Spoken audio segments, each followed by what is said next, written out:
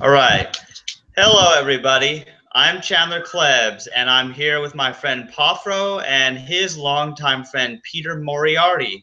And today, Poffo is giving Peter the chance to explain, where he stands, what he's for, because each of them have their own different life-centered pantheistic philosophies, and knowing the differences between those two is important. And particularly, there's been this disagreement over veganism and vegetarianism. So the purpose of this episode is just for Poffo and Peter to declare, what the difference is, pretty much. And we're all curious about this. Anyone who follows Poffo or Peter wants to know this. So by all means, guys, just go at it. First of all, I want to clarify that it's not necessarily the difference between veganism and vegetarianism, but what we're actually trying to explore and define is Peter's position of why he believes SCOSH and vegetarianism is superior to veganism. Why veganism has its flaws and its faults. That's the real focal point. I want to give Peter a chance to explain himself and why he says he supports veganism, but he doesn't promote it. I think that's what you said. So go ahead, you have the floor. Sure. Okay. So, well, that's a pretty good starting place. And before we started the video and got live, I did respond a little bit to that, and we're going to repeat a little of what we spoke, what we said ahead of time. And that was when I was presented with this discussion. It was under the pretense of well, veganism versus SCOSH, or vegetarianism versus veganism, and that's really where I want to point the emphasis, is that my focus is not going to be on a versus issue, because I actually really not only applaud vegans, I think that we need to start eating a lot less meat in this planet. In fact, the more people that choose a meat-free lifestyle, that's going to have a much better prognosis for our future. So I'm not against that. It is about largely a question of how do we promote these ideas? How do we make them? How do we most effectively institute them? And where do we draw the lines in terms of what is a valid source of nutrition? What is valid for humans to involve themselves when it comes to human-animal relationships? Where is the exploitation switch over to symbiosis, for example? And basically what my whole position is based on is this idea of symbiosis, and getting away from the idea that everything need be, specifically exploitative, because exploitation is really a question of, when you exploit something, do you compensate that exploitation? In other words, does the thing that you take from receive in return as much that you took, or more, or are you just taking from something and not giving anything back? And that's kind of like one of the main things I like to focus on. I also want to focus on where it is that people can build bridges, not where they can build walls. And that's where I have a problem with veganism, is because I think that it's too often about the building of walls. So 2 points I'd like to make. Is it safe to say that your issues with veganism is not necessarily with the philosophy itself, but with the approach? Yeah. Nice shot of your crotch. I'm trying to turn on the light here. That's cool. Would you say that it has to do with you're opposed to the approach of specific vegans, or the philosophy itself? And then number 2, I would say that it's a pretty clear-cut issue that exploitation means you're doing something, you're imposing your will on someone else, and you're using someone else for your benefit, and you're doing it against their will, and you're not getting their consent. So basically, the line where you can define exploitation is determined by saying, well, does this other sentient being desire for me to do this? Are we actually working together in a symbiotic relationship, or is this just me using it for my own selfish ends? So all I want to say is, like, exploitation is pretty easily defined. And then the other thing, you're not against veganism. I think you might be just against the approach that vegans take. Is that fair assessment? Well, okay. So you asked if is it the problem with specific vegans in the way that certain vegans promote veganism. That is part of it, yes. Because otherwise, any kind of point of view that is generally either constructive or at least non-destructive, that's something that can go on in the world, and more or less, you know, it can be its own thing. And as long as those people are not bothering me, why would I bother them? Just let's live side by side in peace. It's really about when those worlds come together and how people interact, and whether that interaction is going to be a partnership arrangement or it's an oppositional arrangement. And I don't think that, I don't think that in general veganism lends itself to an oppositional situation. I think that the people who oppose others and create division, those are the ones who stand out and become noticeable. It's like the vocal minority. And so I think that those people tend to, they first of all have reasons, like yourself, to try to instigate change and to try to motivate people to actually focus. I just lost Poffo on the visual, but you're trying to motivate people to think, and that's a good thing. However, there is another side to veganism where it becomes coercive, and that's where I have my problem is the coercion, and I'm almost finished. It's the coercion, it's the sense of moral superiority that I think basically divides people. And then finally, the other side of it is I think that as an overall system, as something that is a philosophy, I think there are flaws with some of the vegan worldview. And I think that, we could talk about those flaws as far as, I'm almost finished. Basically, some people, the way they can apply veganism perfectly into their lives, they can be 100% vegan, and that can work and fit perfectly into their life. And that's something I think is fine. But if we talk about applying veganism to the large scale, it's just not going to fit everybody, every culture. And that's where we're going to run into some difficulties, is because ultimately we're talking about something that is almost an ontological worldview. And it's in other words, there's a certain level of evangelicism that's involved here, and that's part I hear you.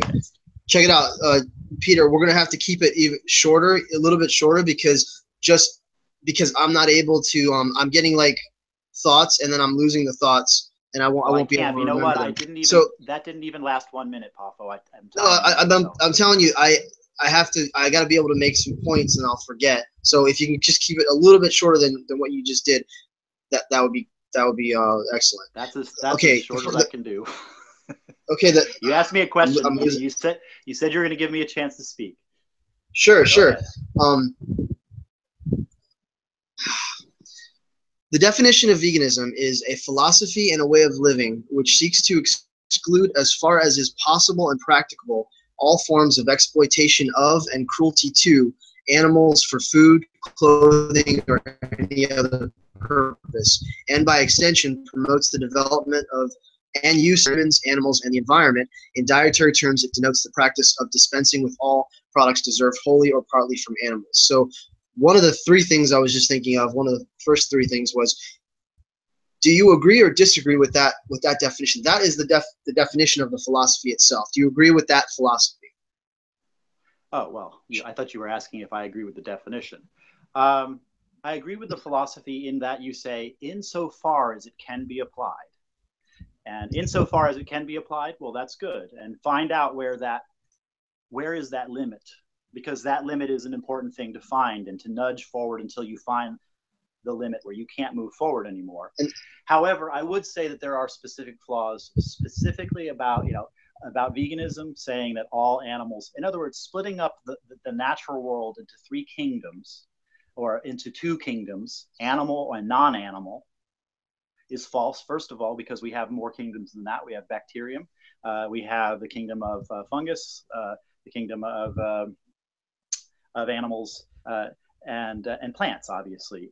And the thing is that when it comes to saying everything that is not animal is okay, but everything that is animal is not okay, that's a kind of superstition to me, because ultimately disease represents animals attacking humans, and I do not have any like for disease. I have no reason to care about the needs of the disease when it's attacking things that I see many animals as parasites, so I don't have any particular reason to sympathize with their plight as a species. And I also see very little reason to get concerned with the plight of many animals that are taking over the biosphere.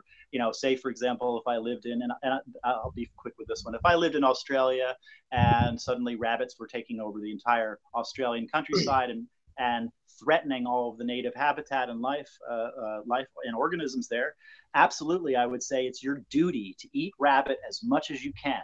Eat every last rabbit that you can, or do something, use them as fertilizer, kill every last rabbit, because those rabbits will destroy the native habitat of Australia. And the Australian government understands that. And that's why, you know, so that's where I'm, to some degree, I just feel like this attitude that, oh, if it's an animal, it is so sacrosanct that death, and I'll get onto this further later, but that the death of all animals is such a, you know, such an impossible sin that we should all just really, you know, focus everything about our values on that one consideration. And I find that to be spurious. Okay. I'm glad that you have this platform now and the chance to speak and explain all these things. And it's exactly what I wanted to do. It's just my own issue of trying to remember the points, because I'm losing them like the longer you talk. But so one point is, we are not talking. Let me just make these few points, and then we can talk about the points before I forget. When it comes to veganism, and you described when and where and how it is applied, we're not talking about imposing veganism on the entire world. We're talking about reaching the human beings in advanced civilized cultures in first world countries. So there's got to be that distinction there, that this isn't a blanket everyone. It's literally, we start with the most intelligent, the most equipped people, the people who are the most, let's say, have easiest access to vegetation, fruits, and vegetables. And we're talking about first world countries. We start with them, and we literally are trying to shift the mindset, change the mentality, basically combat and oppose carnism, and try and institute a biocentric philosophy, essentially.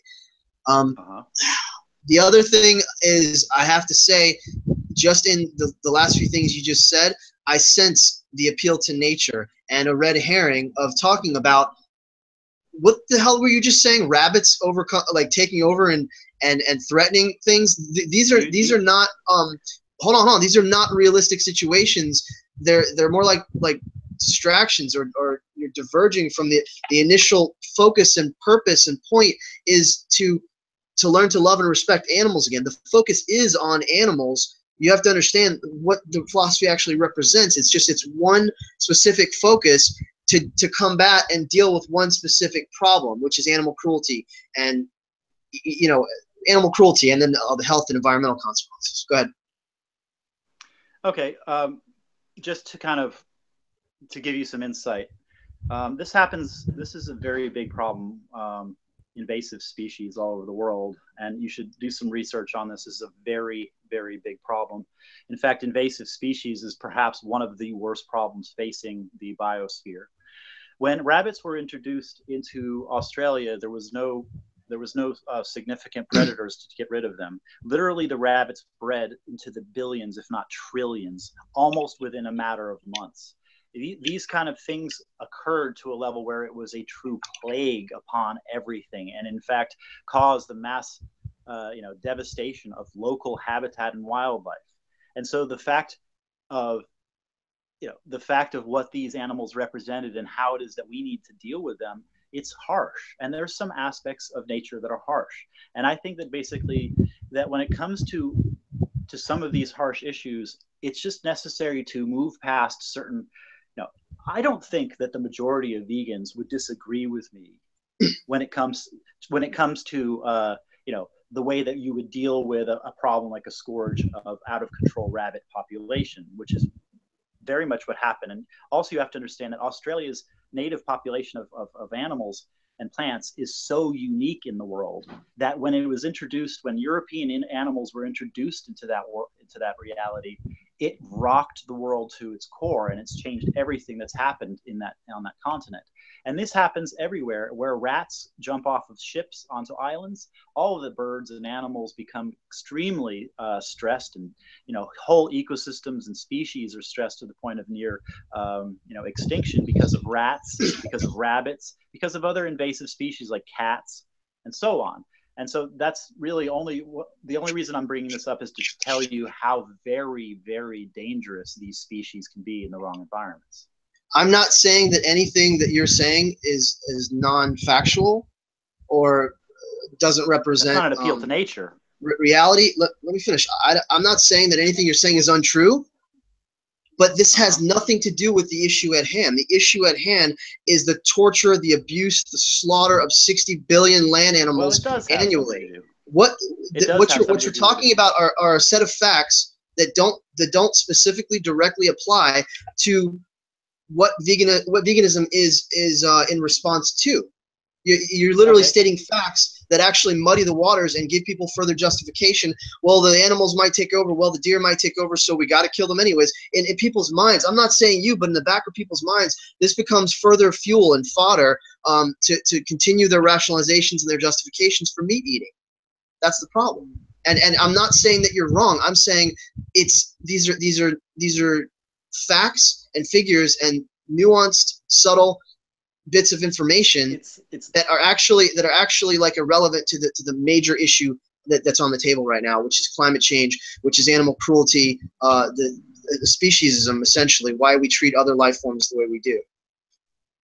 Okay, well, I got it. That the discussion about veganism in general tends to be, this question is really, what choices do we have? What are our best options in terms of our diet, in terms of our lifestyle?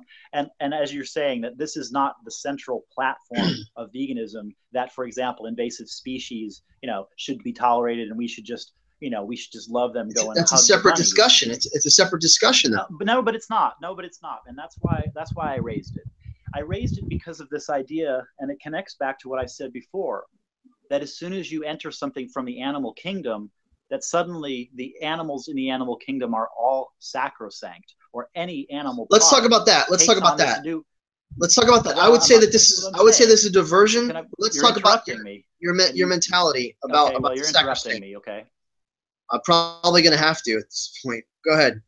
Well, because you don't want to hear what I'm saying, but I would like to be able to be heard. I want to hear what you're saying, but we're not going to be able to stay on topic with the specifics of this. The sacrosanct nature of vegans saying this is holy, this is sacred, don't touch it.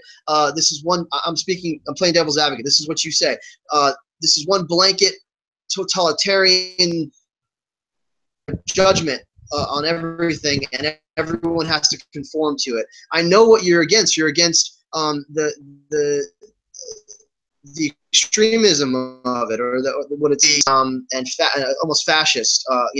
Imposing authoritarianism. That's what you're against. Am I right? Exactly. Or wrong? No, it's not exactly that. It's because I think that if somebody tells you to do something and it's a good idea, then you should do it because it's a good idea. If somebody tells you to do something and it's a bad idea, you shouldn't do it, because it's a bad idea. That being said, the reason why I'm saying this is a bad idea is it's a bad idea to say that killing any animal should have any connection to being, to feeling guilty that you're not a good member or a steward of the earth, or a good, that you have done something wrong because you, for example, ingested clams or eggs or honey. If it's unnecessary to kill any sentient life form, then how is it morally justifiable to do so? Because if it's unnecessary, then you must be operating on the same myth that it's necessary. These are the three ends: necessary, needed, and natural. If you think on some level that eating animals is necessary, needed, and natural, that's where we're having the problem. If you actually think that it's necessary and it's needed and am I saying necessary, needed, natural? Yeah. If you think differently, then let's explore that, because I know for a fact that it's not necessary. And I'm speaking to first world countries, okay? I'm speaking to the West and parts of Europe, and obviously developed parts of Australia. This is devolving into what it is that what I was expecting, and what you told me this would not devolve into. I'm trying to keep it focused. No, you're not. You're trying to divert me from saying and you're trying to frame what I'm saying so I cannot say or be understood. I can't frame. Saying. I can't frame anything you say. I can't. Yes. No, that's let's represent anything you're saying because you're. And the other thing, I just remembered what that other point was. How do we coerce someone to eat or not eat anything? It's impossible to do that unless you're a parent and your child is obviously in, subjection to you. You're putting it on the table and they can't eat anything otherwise. We have no power to coerce anyone into doing anything. All we can do is literally show them the path, guide them, lead them, give them the information, share the information, and state our moral position on the ethical position. You can't coerce someone. I can't make you or not make you eat meat. So that's, to me, that just seems it's an exaggeration to say that that's what vegans are trying to do, because it's impossible to do that. You can't force an adult to eat something or not eat. That was just my other point that I remembered. Go ahead. Okay. Now it's all. This is basically all the Poffo show. You go ahead and tell us what it is that what you feel, because basically you've just framed it so I cannot speak my mind, and you're not going to let me speak my mind. How can I stop you from speaking your mind? I am not the way that you just did for the last 3 minutes. How? Chandler, can you interject here? Chandler. Oh, okay. Hold on, guys. This is already turning weird here. Because how can I stop another grown man from speaking? By talking over me. Well, it is true, Poffo. You do talk a lot, and it's like he's not quite finished with what he's trying to say. I haven't even begun. You introduced a topic, and then you framed it so bad that there's no room for a picture. I framed it bad. Okay, let's start over. And I figured out a way to do this. Okay, let's start over. When I get the thoughts, I'm going to type them in the chat, on the messenger chat. That way I don't have to interrupt you. Go ahead and talk, and I'm going to make the little side notes, and I'm going to type the side notes in the messenger chat. That way, the only reason I interrupted you, if I cut you short, Peter, was because I would lose the train of thought if you kept going. So go ahead. Well, I'm not trying to interrupt your train of thought. Listen, brother, we're talking about some very important issues here. Okay, and my mind, like your mind, it goes pretty fast, and like we got to get out what's inside, or we lose it. That's all I'm saying. So I just explained how I can rectify the situation. So if you accept that, I'm letting you talk.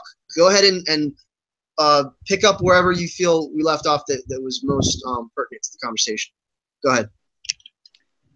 Okay, so let's go back about 5 minutes to where we started discussing the important thing that I felt we need to discuss, which is this thing about necessity that you brought up.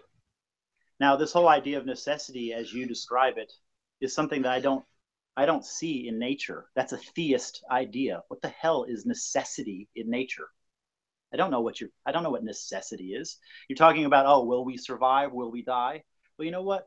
Let's look at every single person as an individual and look at what it is that will let them survive or let them die.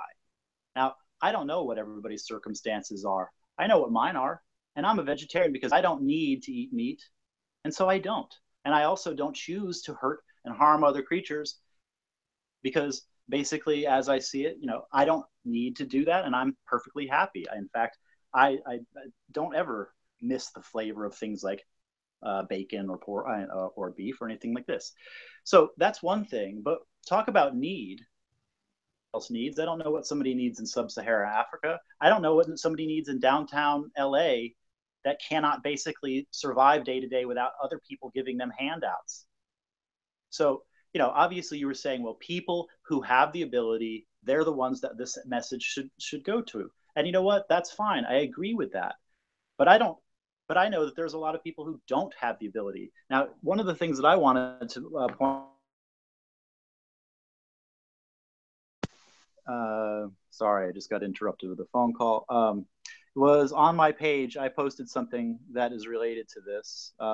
Today is the birthday of Antoine Saint-Exupéry. I don't. Basically, he says, let me find the quote. While you're looking for that, Peter, I have it right here. No, really hold on. I have it right here.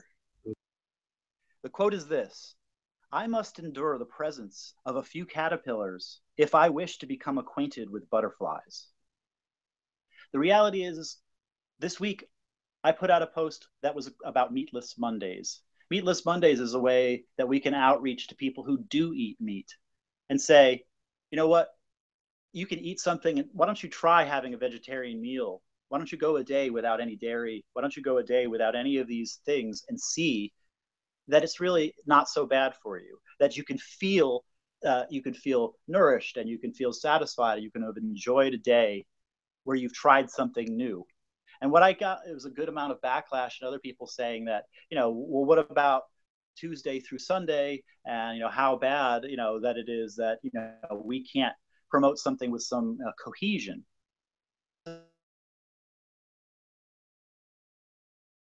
Here. That basically, that this idea about Meatless Mondays is, it's muddying the waters. It's making things confusing because you're not taking a stand one way or the other. But that is absolutely incorrect. I'm taking a stand of reaching out to a world to try to push them to the distance that they're able. It's about dealing with caterpillars that are caterpillars in that stage of their existence, because that's the only way you're ever going to get. That's the only way you're going to get butterflies, is to make sure that the caterpillars get what they need so they can then come to develop themselves. But, I got a lot of kickback about this idea of incrementalism. And that's why I have a lot of problems with vegans that don't allow incremental viewpoints into their worldview. There is no necessity in nature. There are no black and whites. Or there is necessity, but it's not defined one way. Okay, I'm done. Okay, two things. I want to correct what I. Well, let me start like this. I completely disagree with you on your perspective on Meatless Mondays, but I won't even explore that right now. I completely disagree with reducitarianism. I can explain later if you want to know. But what I want to get back to was. Well, I think it's self-defeating, and that's my okay. Only point. What I wanted to get back to was what I said earlier. I was saying necessary, needed, and natural. I want to correct myself. Actually, the three N's are normal, necessary, and natural. These are the three justifications, the excuses why people eat meat, why omnis and carnists eat meat, because they think it's normal, because they've been raised in a society that does this. It's a product. They're a product of their environment. They think that it's necessary because they've been fed the lies, the myths that we need to consume animal products for protein, and they think it's necessary to kill other animals to sustain ourselves. And they think that this is the way it's always been. It's an appeal to nature. It's an appeal to tradition. So I'm just correcting myself that the three N's are normal, necessary, and natural. And the point of veganism is to prove that that's not so. You can go ahead and keep on explaining your position if you like. I just wanted to clear that up. Okay. Well, earlier today I had a little an analogy that I thought might be valuable. And the analogy, I don't know if we lost Chandler. I don't see him. I'm still here. I'm still here. Can you see me? Yeah. For some reason, I'm losing one of the audio and video streams. Yeah. Okay, so we're all here. So my analogy was this: think about a graveyard. Let's do a little internal visualization. Let's think about a graveyard, say after World War II, a great tragedy. Now, what is the first image that you evoke in your mind of a graveyard? I can ask that, or let me just say, most people, when you talk about the idea of a graveyard, well, they think of the gravestones, but beyond that, they think of trees, they think of lawns, they think of a place where people can go somewhere that's close to nature, but also is connected to the loss of their loved ones. So underground is all of this pain and drama and the life stories of thousands of people who died sometimes before their time, sometimes under horrible circumstances. But there's all of this drama. But above ground, the grass is green. The trees are alive and healthy. And the people who walk through the graveyard can celebrate life. So whatever's underground is underground. Now I want you to picture another graveyard. Now, say a graveyard in Mosul or somewhere outside of Baghdad in Iraq. Now think of a graveyard that is full of depleted uranium, or a practice that a lot of armies would do after they're done is they would salt the earth. To me, salting the earth is one of the worst crimes against nature that anybody can think of, because it doesn't just kill men. It doesn't just kill women and people. It kills the earth itself. And that to me is far more important, because you know what? You could put all of the torture and horror and everything in the world into the ground. And if it's not toxic, if it's not poison, if it's not salt, if it's not poison and all these kinds of things, then the earth can regrow. But if you put poison into the earth, then you will kill the earth forever. And that will create a graveyard where no child can go to enjoy the trees. No child can go to remember the past and learn from the past. You'll create a place where no child can go at all, or they will die too of uranium poisoning. And that's what we're doing with all of our agriculture, is going and poisoning the earth and creating a dead land behind us. And that doesn't matter if you're a vegetarian, doesn't matter if you're a meat eater. You're creating a dead world by embracing a concept such as industrial farming on any level. You know what? That to me means that industrial farming is the true enemy, and that all the pain and torture and all of that terror and all of the horror of that is another thing. Yes, that's something that we can't forget. But there is no crime against nature worse than poisoning the soil. And that's what, if you're a vegan, that generally isn't a big deal. It's like a lot of vegans I talk to, they don't care about GMO. They don't care about like the soil health. They don't care about what, the soil health, that's the destruction of civilizations. That's the death of not only this generation, but every generation to come. And to me, that's the biggest deal. That's what SCOSH is about. So, okay, well, let's get into that in a minute. So again, you're actually proving my point that your problem, and I don't disagree with anything that you just said, but you're proving my... So I say something funny? I'm glad. Yes, it's hilarious. I'm glad I proved your point for you. But my point that I made earlier was that you have a problem with with specific vegans, and you have a problem with the approach of vegans. So everything you just described, I don't disagree with, and you're bringing up factual information, ecological information. But like again, the problem you have is that more vegans don't know this, and that the vegans that you've run into or you've encountered are focusing on and stressing on one. It's my big focus. One aspect, but you have other things that you would like to. So I would applaud you on that point, and I would say, that's great that you have this knowledge. You should help to educate them to keep them more balanced. So I don't disagree with you, but again, you prove my point in the sense that the problem that you have is with specific vegans or with the specific approach of vegans, not with the philosophy itself. Well, pay attention, because for example, right now in the north, and Norway knows all about this. Their oceans. Okay, there used to be no king crabs in Norway. They're not native to Norway. But there were some Russians who took king crabs from Alaska, and they were like, well, let's put king crabs in the Baltic because, we love the flavor of king crabs. And so let's take them from Irkutsk and Alaska and bring them to the Baltic. Okay, so they did that. And what happened was that from the Russian side of the Baltic all across, the crabs then spawned, and now what's happening is that almost everything in that ecosystem is threatened by the crabs. Well, what are the Norwegians doing? Well, a large part of what they're doing is making crab the number one thing on their menu. And you know what? That's smart. There. Okay, so you just reminded me. It's good. You just reminded me of the other thing that I was thinking earlier when you said.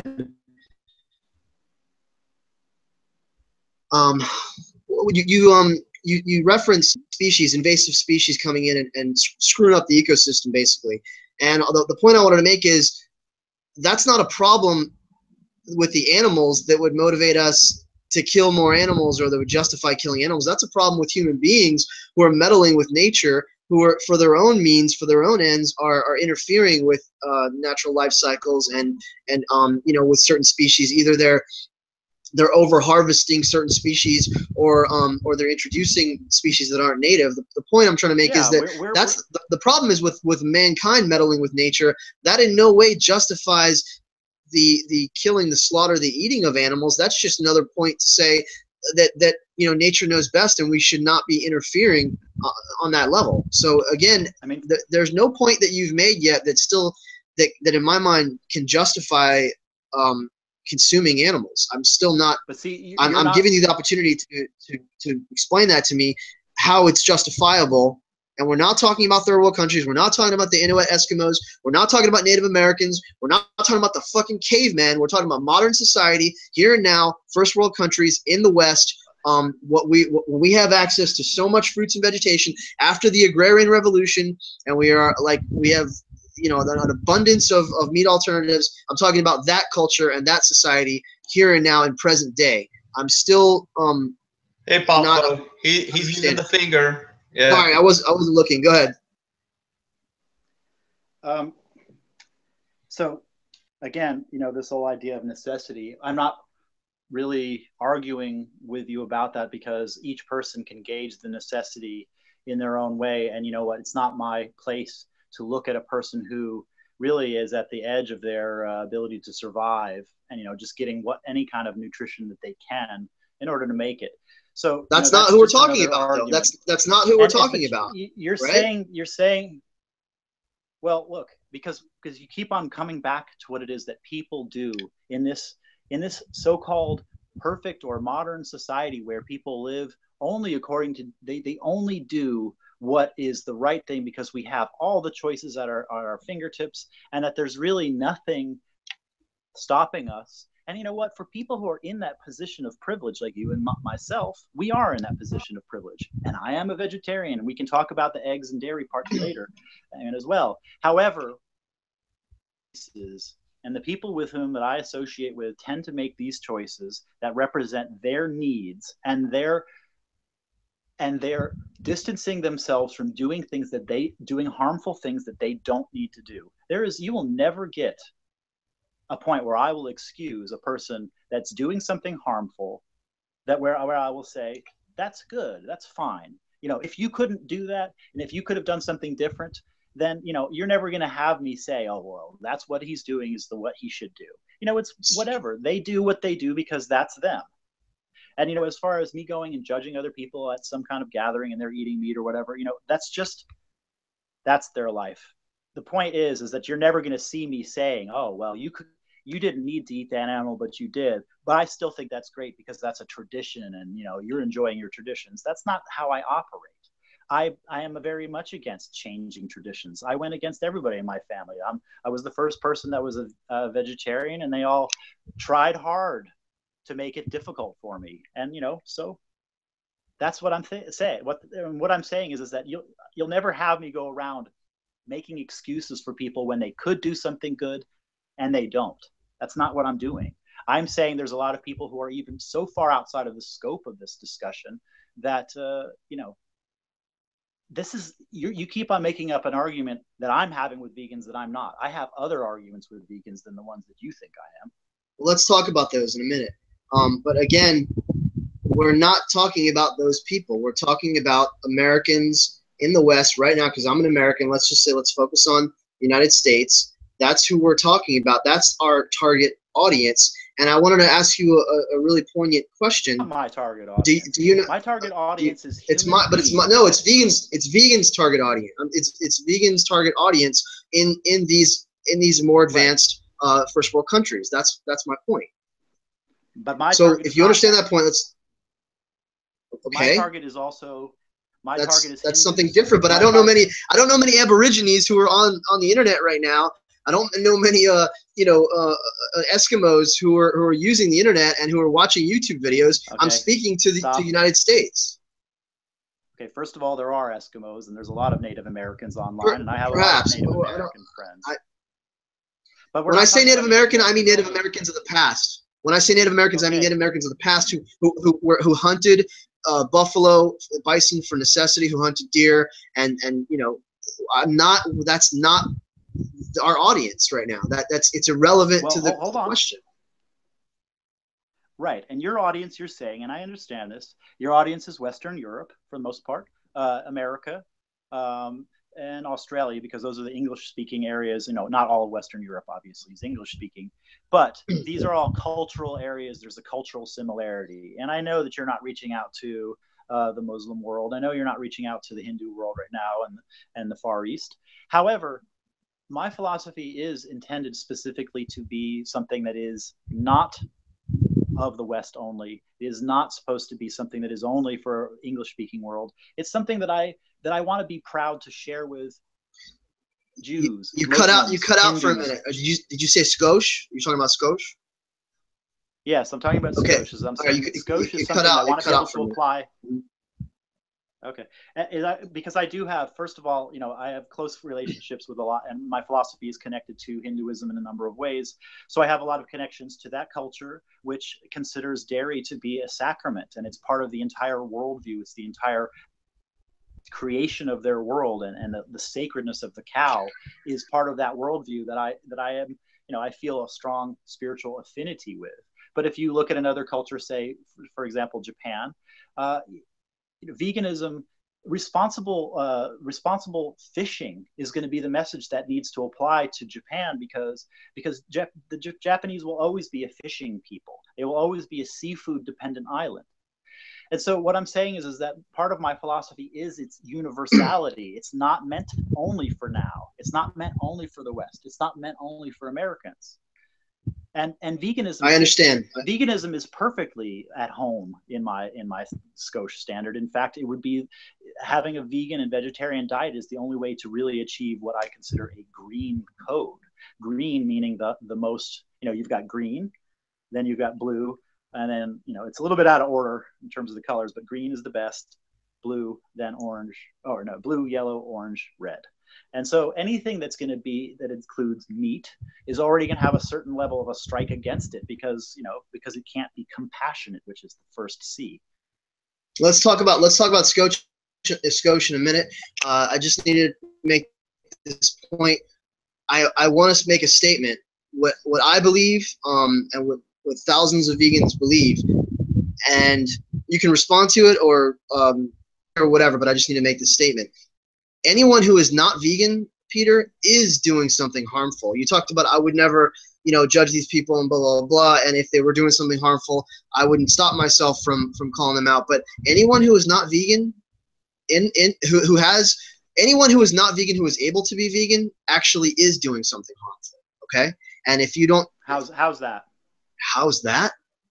In terms of the cruelty and the abuse towards animals, the exploitation of animals, in terms of their the environmental consequences, completely destroying the planet, contributing the largest contributor to greenhouse gases. In terms of their own health, they're causing damage. It's harmful every way you look at it. I have a question. Okay, go ahead. Okay. I told you about this in a private conversation one time. This was an episode of my childhood. We lived down the road from a small farm, and I worked on that small farm every summer for about 6 years. And I was working closely, it was a dairy farm, working closely with the cattle and the chickens and all the other animals on that farm. And that's not what I'm going to bring up in this example. But at one point, the farm was quite a ways down the road, and I wanted to raise chickens to have eggs there, because I really wanted to have chickens. We could get our eggs easy, but I wanted to raise chickens. So we rented an incubator, and we got fertilized chicken eggs and put them in there. And, short while later, about a month later, we had a whole bunch. I think I had like about 25 chicks. And I raised them in my bedroom and basically fed them by hand, and eventually took them out to we had a perfect size shed that we had modified with chicken wire. So they had a wonderful coop, a nice little area to roam. And, we had, I think at one point, a fox come in and kill one or two of them. But for the most part, after that, we really secured them. They were safe. Those chickens were actually, quite, I didn't have them for many years, but they were my friends. In fact, I think I only had them for about a year. And in that situation, I learned all kinds of things about animals, about caring for them, about raising them. And yes, we did get eggs. Eventually, we had some eggs. We had one rooster, and the chickens basically, they would lay eggs as per normal. The chickens the reason why we have chickens bred the way they are bred is because they're not so broody. That means that they do not get disturbed when you take their eggs, because they simply don't have the internal mechanism to protect and to brood, in other words, to get very protective. And so when you take their eggs, it was really just a matter of normally going in there and just simply collecting eggs that were not even being that well looked after. They just were sitting there in the boxes where the chickens, you know, we go in and the chickens weren't there. And you know what? We never ate any of those chickens. But eventually I took those chickens and we gave them to the neighbors again because it was too much work. I couldn't take care of them sufficiently and I felt bad. So we never ate. I don't know if we ate any of those chickens, but I never slaughtered them. I only took their eggs. Now, that to me was a relationship where I learned so much, and I feel like I came to such greater connection with nature. And I believe that taking that experience away from anybody is damaging. And I think that what happened, that relationship I had with those chickens, was something that was that changed my entire worldview. And I think that I don't think that I ever exploited those chickens. They loved me. When I was coming around, they knew they were going to get all kinds of good food. And there was even one of them that it was a hen. She had a special personality, and I actually had a friendship with that hen. And that was one hen I didn't necessarily want to give up. But, you know, that's my story, is that basically I feel like that relationship, my existence in a way where I really feel that's what I want to get back to, the abomination. Majority of everything that we do with factory and industrial farming is an abomination.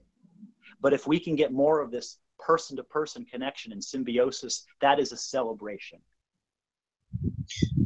Okay, I want to say maybe 3 points.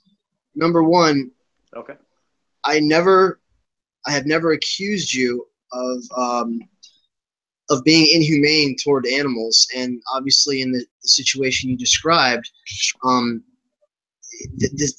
the issue is not an ethical one. The issue has to do with the mentality of human beings, in that they feel that I'm not responsible for human beings. Let me finish, Peter. In that they feel that animals are here for us to use in some way, shape, or form, whether we treat them with kindness or not. Their animals are still being bred for our purposes, they're not living their own lives for their own sake. Number two, if you knew, I think if you knew right now, I'd like to respond to that one point, but go ahead. Okay, if you knew right now how unhealthy eggs were, you wouldn't have eaten them. You wouldn't have taken those eggs. And again, I'm just saying, I think this comes down to lack of exposure to the information. In terms of nutrition, in terms of health, in terms of how damaging, how horrible eggs actually are for you, and everything else. But this, what you described, is not. You have to understand this. Which is not what veganism is against. It's because that is an extenuating circumstance. There's merit and value to what you just said of understanding that. Peter, you're interrupting. Let me just. Okay. That's not how farming is today. That's not what veganism is opposed to. What veganism is opposed to is the complete mass production, exploitation of the reproductive cycle, and absolute poisoning and toxification of the earth. You talked about how bad salt is for the earth. Animal agriculture is poison to the earth. It is the most toxic, most poisonous thing that's happening right now. I know you're against factory farming, but you support small farms, humanely raised animals, and all I'm saying is that's not an ethical issue, that's a philosophical issue, because what you're doing by supporting the small farms, you're still perpetuating the idea that we need to use animals for anything, which ends up leading to the abuse and the cruelty and the over-harvesting and the injecting with hormones and drugs and hybridizing the chickens and all the stuff that you're against. It leads to that because we don't live in this idealistic world. We're not peasants on a farm in Europe somewhere, on a small farm. We've blown up, and the population is so far beyond that we can't go back to that until we change the entire structure of our society. So I'm not against what you're talking about, but that's not what veganism is against. Do you understand that it's against the perversion of what you described, and knowing with our knowledge today that we don't need eggs and eggs are unhealthy. Okay. Can I respond now? Yeah. So basically, that's what you're saying. You're saying that in this conversation right now that's not what vegans are against, but that's wrong. That's inaccurate. What vegans are against is the use of any animals to eat eat products that are made of animals, or to wear products and use any product, even honey, even beeswax, that basically all of that is wrong. And so what you're saying is, you're defending veganism by using an inaccuracy about veganism. Veganism is against small farms. Now, I'm explaining to you why. I'm explaining because it leads to that, because of what it leads to. No, it doesn't. That's the point. Look, where do these animals come from? Okay, first of all, we are both completely on the horror and abomination of the modern industrial farming techniques, which use animals as nothing more than products, that they absolutely ignore the feelings of every little animal that is in this production line, where they take chickens and basically, first of all, the quality of the chicken could not survive on its own, because the actual hereditary, the DNA and the hereditary basis of that chicken is of an animal that has, its breasts are so big that it can't walk properly, they cannot mate properly. Called broiler hens, yeah. Right. And Peter, hold still, because your microphone is disgusting. Peter, hold on. I agree. Hold still. When you talk, you're cutting out. So keep your microphone still next to your mouth. When you move around, getting bits and pieces of the audio cut out. Okay. So just keep your head still and hold the mic. So everything from the get-go of that process is horrific and wrong, because there is no moment where anybody recognizes or sees the pain, because it's so mechanized. However, that is a different situation on a normal farm where people have a real connection. But let me ask you this, or not ask you, but let me put this forward as a concept. So the farming that I'm promoting is something that is based on a hereditary and cultural evolution that has been going on between humans and animals, domesticated animals, for thousands of years. So we have certain species, for example, chickens. I believe chickens originally come from a type of fowl that lived in the forests of Indonesia. And so from Indonesia, it has spread across the globe. Same thing with cattle. Comes from, I forget the name right at this moment. There was an original source, I should know this word, but there was an animal that does not exist anymore that was the original wild bison. So all of the animals that we have as domestic species, in order for veganism to actually run to its end game, would somehow have to just simply disappear, because if they don't fit in the human world, they certainly do not fit in the wild world. So what we would do is keep them in zoos? Or how do you not exploit these animals if you have decided, well, they can no longer breed, so we have to neuter or spay every single animal so that they cannot reproduce, and then basically allow them all to be happy, but to die out as the last generation out? I mean, just thinking theoretically, there's really nothing else to do with these animals. So the way that I'm viewing things is a way that we can have chickens, because if we don't eat chickens, then chickens will no longer, or should no longer, exist whatsoever. And what I'm saying is that we can have small farms, not where we have these mutant chickens that have no feathers or have no brains or anything, but where they're animals that actually can participate not in the wild areas, but with humans, so that there is this crossover, bridge between humanity and the natural world. And that's what I think that domestic animals serve this purpose, to connect us to the natural world in a way. And it's not just animal agriculture, obviously all agriculture. If you're planting vegetables, that's fine. But I still think that permaculture is the best model, because permaculture uses animals. Animals are the best pesticide on earth. There is no other better pesticide than animals, because animals like bats and ducks and spiders, those things eat pests. So we want to have a mixture of all these different animals, not get rid of domestic animals, because that's what vegans would have to do, but find out ways that we can use domestic animals in a way that honors them and honors our relationship. Keyword, use. You just said use. And again, well, the animals use us. We do things for the animals. We should be protecting the animals from predation. We should be protecting animals use us because they don't know any better. Humans don't have to use anyone because we know better. Let me get my points out. Peter. What I'm Let me get my points. Just because you don't understand or you don't have the vision to see how the transition to a plant-based culture, a plant-based world would take place, just because your focus is all wrong. If you're worried about what's going to happen to all the domesticated animals that already exist, let's take care. Let's change the logistic reality. It's a logistic reality. This out. Don't interrupt. Hold on. Type your responses if you want, like I've been doing politely with you. I'm not going to be able to remember this stuff. Okay. Type your responses in the message if you can. I got it. Go ahead. Or write them down. Okay. It's the only way to do this. You're thinking about things that are so far off. This is not something that's going to happen overnight. It's something that's going to take, years of time and transition. And to look at to worry about what's going to happen to all the domestic cows and chickens and sheep is missing the focus entirely.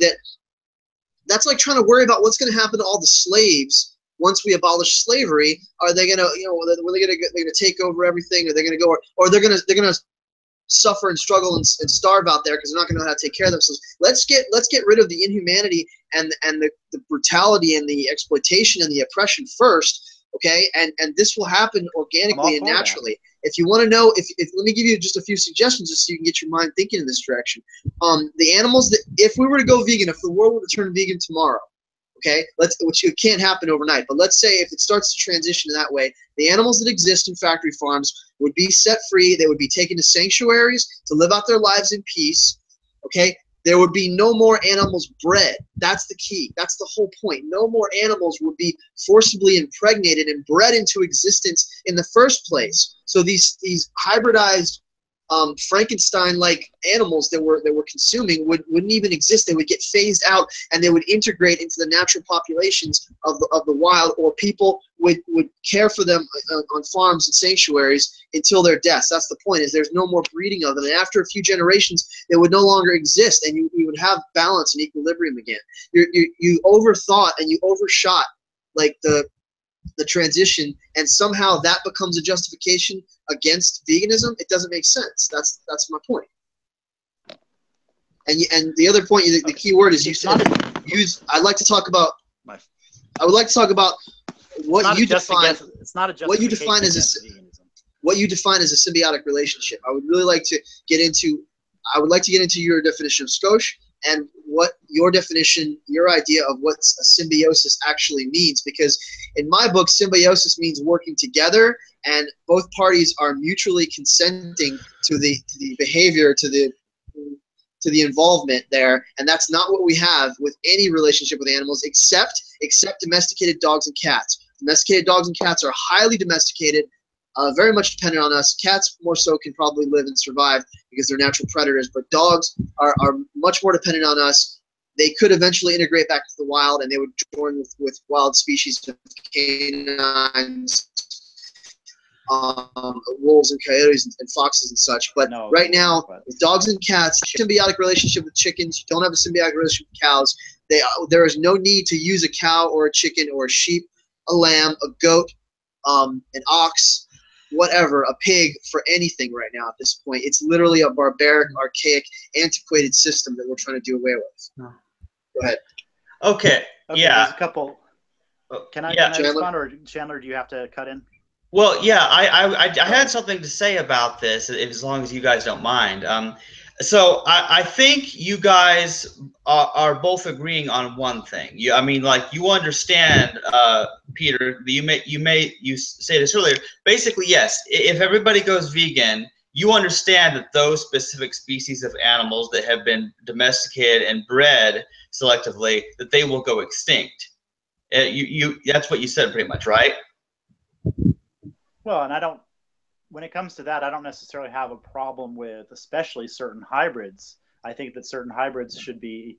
They're all hybrids at this point.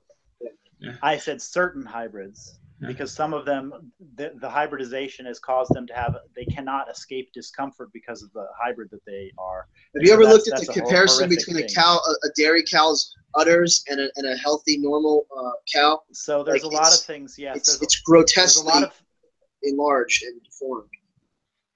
Go ahead. In any case, hybrids, I think that they should potentially be eliminated immediately and for good. And that's probably a number of the different types that are being used in these factory farms. And that's harsh. And I don't know how you do that. I don't necessarily say throw it away. I would just say stop breeding these animals. And so I don't have a problem with desisting or stopping certain hybrids from being reproduced anymore. That's not a problem for me. But what I do have a problem with is this idea that we're going to eliminate all domestic animal species, or that's a good thing, because I don't think it's a good thing. I think, like I said, permaculture requires the mixture. We need shit. We need dung. Okay, excuse my French, but we need to have animals that are pooping onto your fields. We need animal carcasses as part of what makes good soil. And you can't just get that from wild species, especially when you're dealing with, you've got to create agriculture or artificial spaces. Now, when it comes to all this stuff, you're saying that I'm bringing into a number of considerations that are down the road. Well, that's true, but these are logistical realities that you ignore these logistical realities, not only at your own peril, you ignore them at the peril of your philosophy not really valid. Because logistical realities is the basis of the validity of any philosophy. And so when it comes to deciding what do we do, what do we do with these animal species, the logistical reality is something that it has to be dealt with. Okay, go ahead. 2 points. Can you hear me? Two Yeah. points. We do not need to discuss factory farming at all, because Peter and I are both absolutely 100% opposed to it and against it. Hold on, I just want to make this point. In this discussion, it's actually, there's no need for us to discuss it, because we are 100% in agreement that it is immoral, it is wrong, it is damaging to the environment, it's unethical. So actually, what I would like to talk about from here on out is everything outside of factory farming, everything that is beyond factory farming, or everything that is that is not considered factory farming, because that's where hold on, I had 2 points, Peter. Everything that's not considered factory farming, because that's what we actually have to talk about, because that's what Peter feels there's justification for, and all vegans do not feel there's justification for. Everything that's the small farms, humanely raised, grown, symbiotic relationships he's talking about. Okay, and number 2, along the same train of thought, along those lines, what you're describing, Peter, does not exist currently and presently. This kind of utopian, relationship, this integrated, symbiotic relationship that is very natural and organic, where both species are helping each other. Gaius also talks about this. That's not what exists right now in the majority, and that's why that's not our focus. I'm not disagreeing part of the conversation. What we're talking about is what exists right now, is the problems and the abuses and the violence and the cruelty and the unnecessary exploitation and breeding that's taking place right now. So what you're talking about is something when you sit down and have kind of like a round table with people who are trying to create a new society. That's the conversation you have, is where do animals fit in? What is their place? Right now, the focus of veganism is to just say, we don't need them, let's just stop, because it's got to be blanket. It's got to be like it's got to be across the board in order to change the mentality, the mindset, so we can discontinue the abuse and what we're both against. You follow me? But do you understand? I don't care if you disagree. Do you understand? That's all I care about. Do you understand what I just said? Did you understand what I said? Well, I mean, that's all I care about. You can disagree and we can talk about it. Okay. Okay. Well, let me say I don't understand, because I think it's confusing. I think it's confused. What I just said is confusing? Okay. I think that your model is inaccurate. Much more. Okay. Okay. So basically. Okay. So talk a little bit, now it's my turn. And then let's get into SCOSH. I'm giving you the floor, asshole. No, Listen, I'm saying talk about SCOSH. You just said, and don't call me asshole. Okay. Do you want me to just leave the conversation? Call me an asshole and we'll be even. Go ahead. That's not what I do. I don't call people asshole in the middle of a conversation. Peter, how long have I known you? That's mind blowing. It's just the way guys talk to each other. Let's talk. Go ahead. Okay. That's one of the things that this world needs to change, is the way that guys talk to each other. And hey, Chandler. I agree. Hey, Chandler, aren't you the gayest straight man I've ever met? No, aren't you the gayest asexual guy I ever met? Does that offend you? No, it doesn't offend me because that's just the way you talk. I understand your personality. You meant it in fun. I'm not offended, but it's distracting and it's unnecessary. And I would like to also have a chance to actually respond Go to ahead. what you said Go instead of moving on to what you feel that we must move on to. I didn't know you had things you needed to say. Go ahead. Well, I've had my finger up for about like 3 minutes. Okay, so first of all, you're saying, what is the reality out there? You know, I've worked farms last 2 years ago. I was in Israel working for half of the year on an organic farm there. For about 10 years before I got into graphic design, I was working in restaurants, high-end restaurants in San Francisco, where I was part of the ordering process. And so I have a little insight into this world of the restaurant business industry and of the organic farming industry. And one thing I can tell you that is a real reality on the ground right now is sourcing at restaurants is an extremely important element to how it is that they present their menu and their worldview. And sourcing has a lot to do with customers who come to them and say, okay, I really want this cut of this particular meat, or I want this particular type of food. Now tell me about where it was raised. Tell me about what type of life this animal or this bird had, because that's a big factor for a lot of people who are ordering food. And so the people who purchase at these restaurants are going to the farms, inspecting the animals, and seeing that this is actually a big money making thing for a lot of people on farms, is that to have a responsible farm where the animals have the place to roam, to feed on, to grass graze, to be eating only organic and natural foods that they should be eating, for example. Now listen, I'd like to make a caveat about this, that talking about pork, because I don't eat pork. But on these farms, I know of a number of places where, it's like the pigs are not only allowed to roam free, their whole life is eating acorns and other extremely satisfying foods to them. They have a good life. Now, that being said, I would like to make it clear to you that I'm not going to make a lot of friends in the meat eating world by saying this, is that I think that pork should not be eaten anywhere by anyone at any time. And I think that pork, if you're going to take an animal that does not make sense in this kind of situation, and please do hear me out on this, because I have a little bit of an extended point to this, is I think that basically pork is not an animal that you can domesticate and kill in a way that is much different from a dog. They're as intelligent, if not more intelligent than dogs. They're reminiscent to pachyderms and elephants in terms of their intelligence and their memory. Very small pigs, they have, basically these are very, very intelligent animals. And so I would be a part of something that is about turning pork into a non-human food. I would be for that. Now, this is a big part of where, okay, so I want to transition from that point, and then after this, we can go on to whatever you want. This is my final point, is we're talking about logistical realities.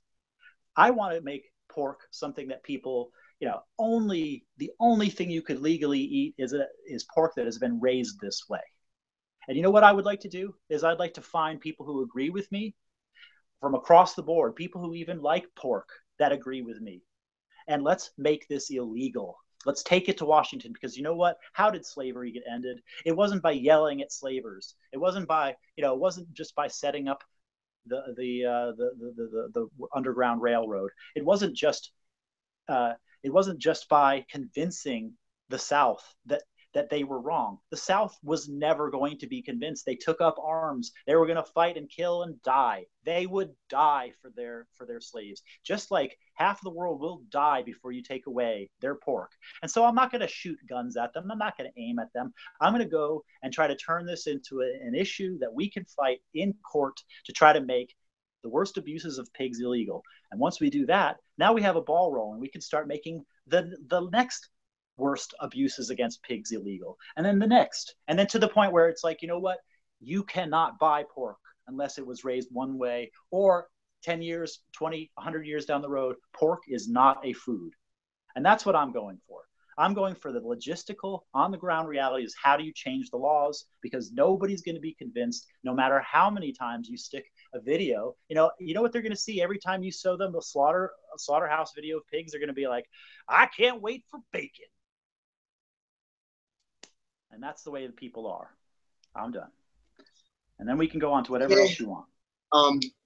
you described the sentience and the intelligence of pigs, and I would add that cows and goats and sheep and lamb and bison and deer all have the same level of intelligence and are deserving of the same rights and respect and dignity.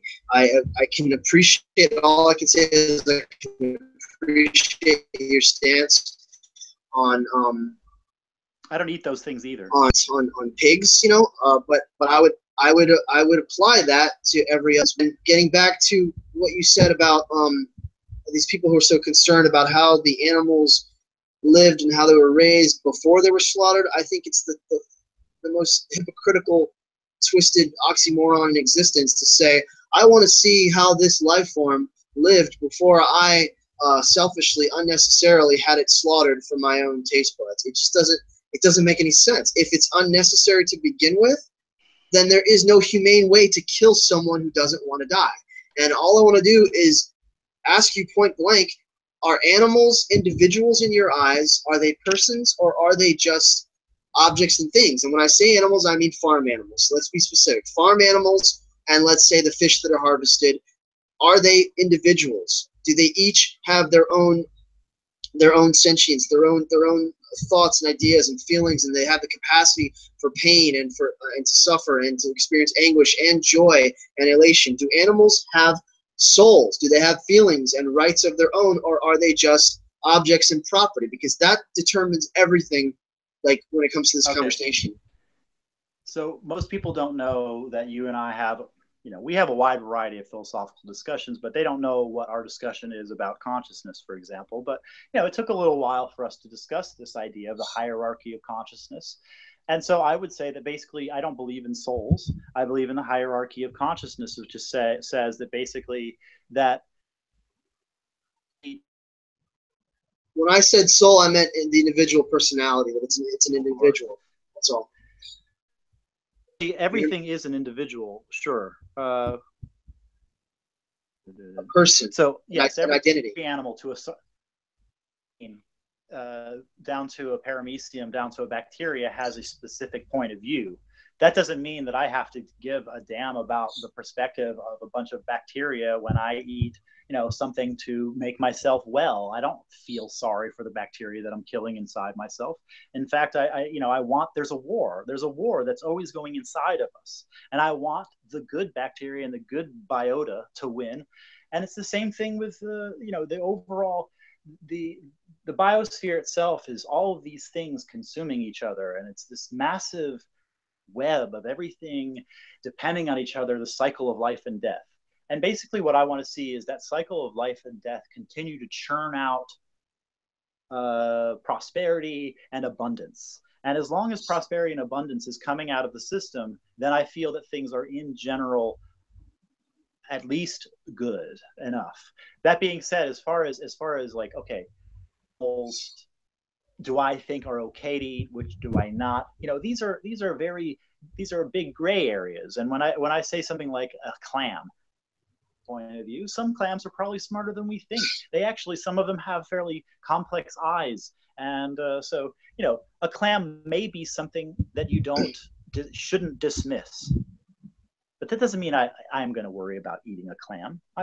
I know what I'm doing. I know that I'm killing a thing that had a life.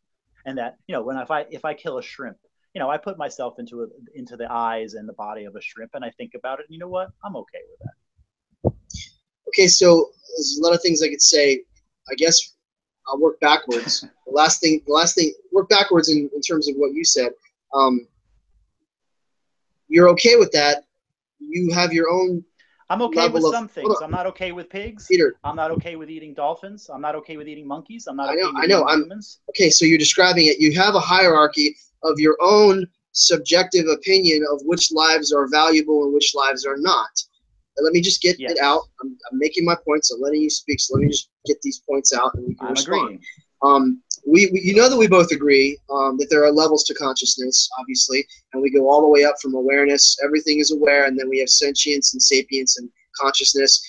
There's a hierarchy of consciousness, put it that way.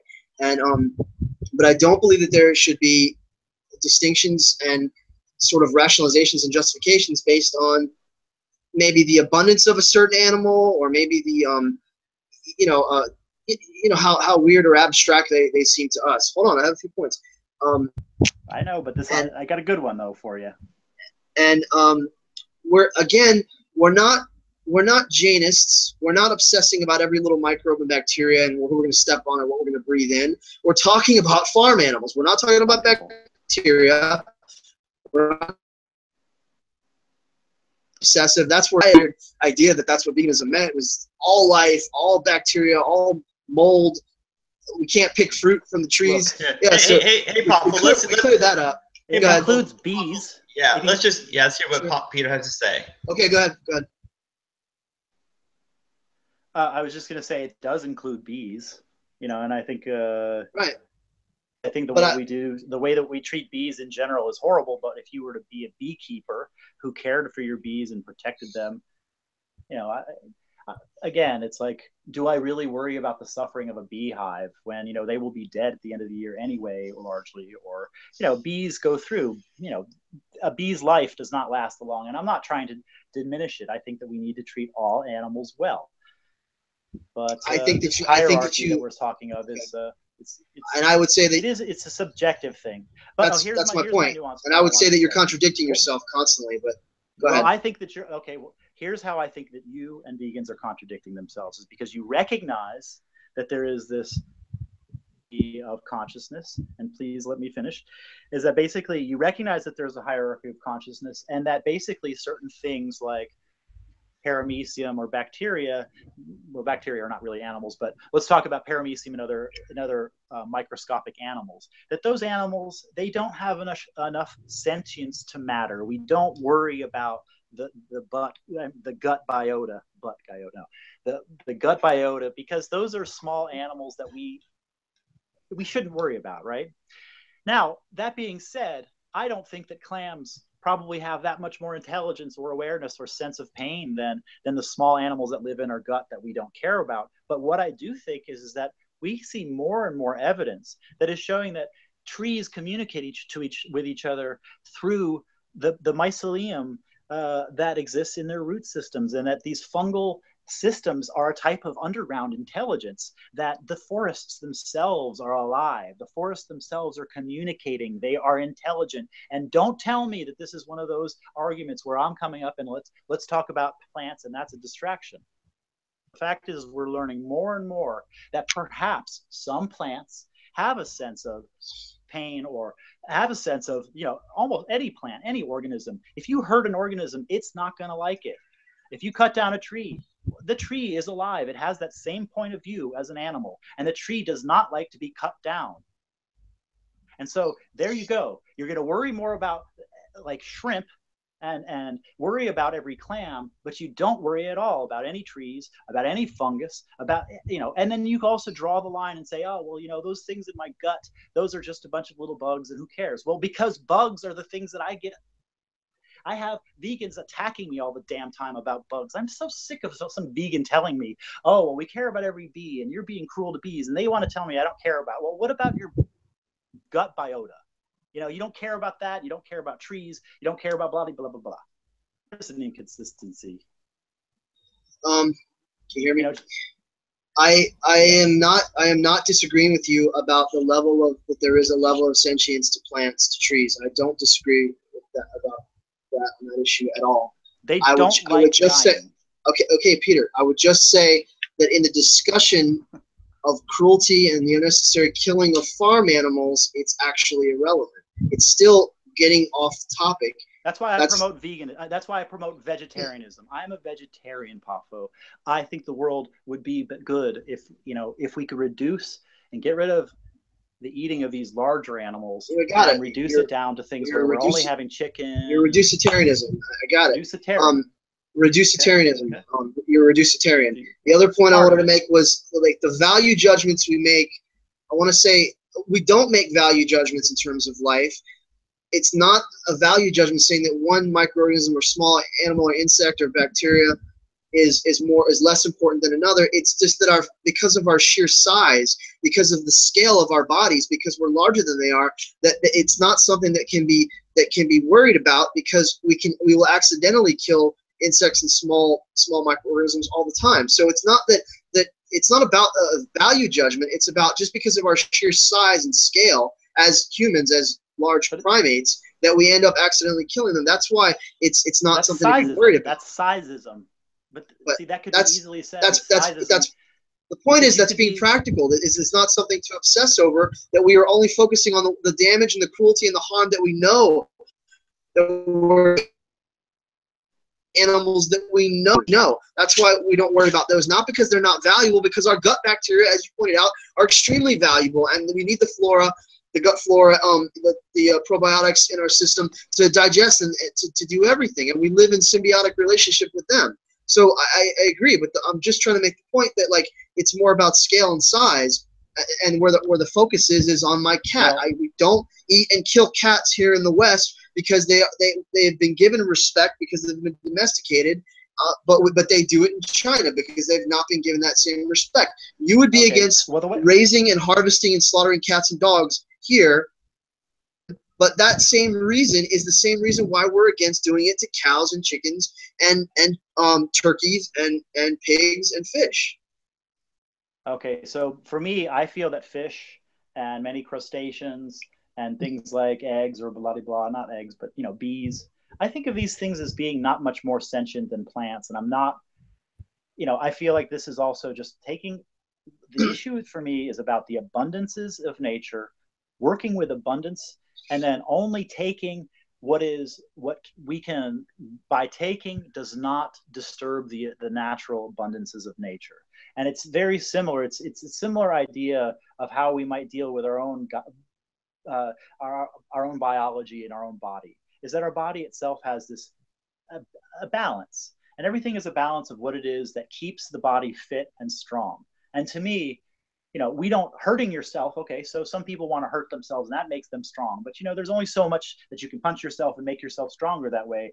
And say, for example, if we're talking about, it doesn't help nature, it doesn't help anything. That part of my philosophy is about about organismic burden.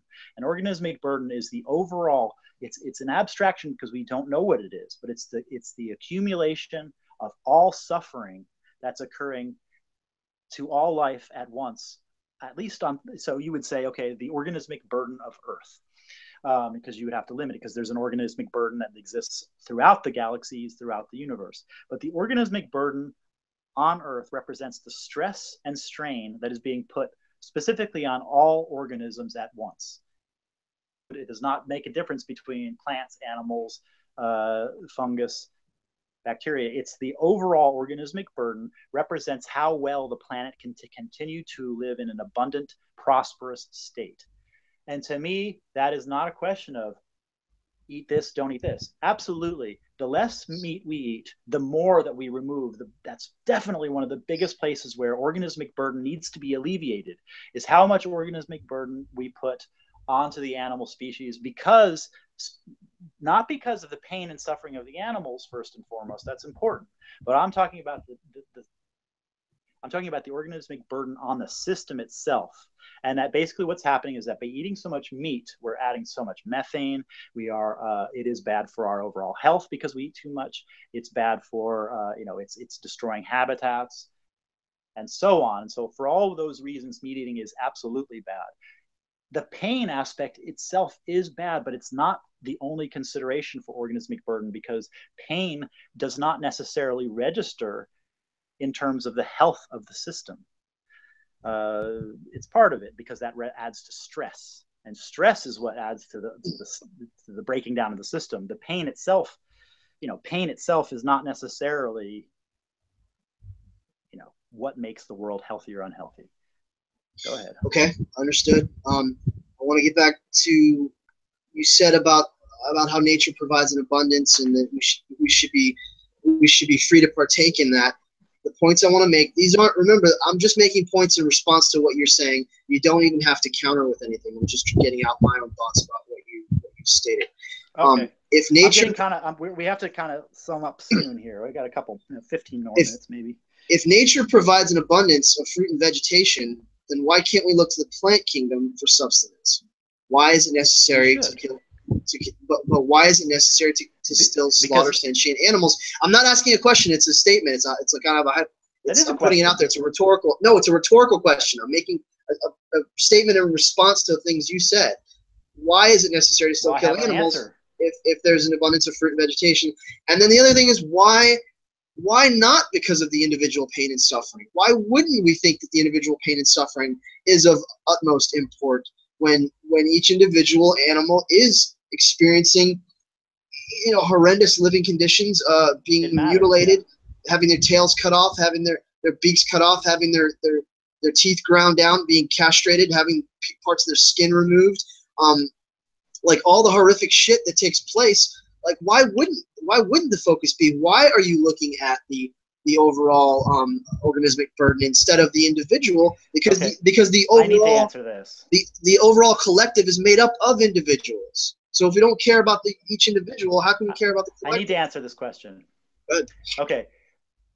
On that particular question, there is no looking away from. There is no excuse.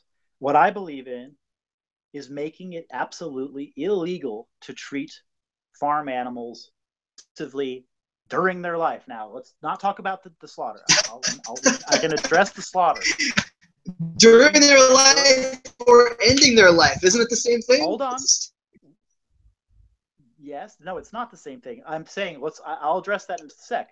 But what I'm saying is that during the entire lifespan, while the animal is alive, the suffering itself, suffering, there's two basic understandings of what suffering or disease. We look at disease as acute and chronic. So the chronic part is really is systemically the most important. And so an animal that lives a life of abuse, and an animal that has its tail, as you said, cut off, or it's castrated with no it's castrated with no anesthetic, where all the ways that these animals are treated, they're going through their entire life in that way, and it is absolutely inexcusable. It must be made. This is where I will fight with you to make it illegal and to do what it is so that these animals are treated with respect and dignity. Now, obviously, we have another issue about the death part. Now, as far as I'm concerned, animals, I'd like to see people become more vegetarian and vegan.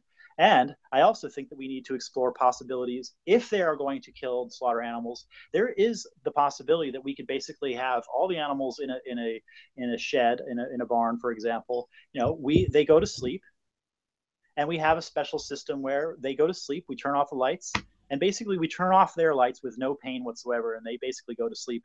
And in the morning they're carted off to be processed. There would be no pain, there would be no suffering whatsoever in that scenario. Now, that still doesn't mean that we're not robbing them of their lives. And I don't, that's not my solution. That is not what I want. I want people to live without the need to be eating these larger animals, because we don't. In that way, I agree. It's that I promote, as I've said, I promote vegetarianism. I don't promote veganism, because I think that these animals, such as the sheep, and cattle and pigs and deer and so forth, I think that we don't need to eat them. I'm not going to try to make those things illegal to eat, but I do think that making it illegal to harm them and make their lives painful, that's something we should work towards. And also, as far as the method of killing, I think that the method of killing, if it's going to happen, first of all, that is acute pain.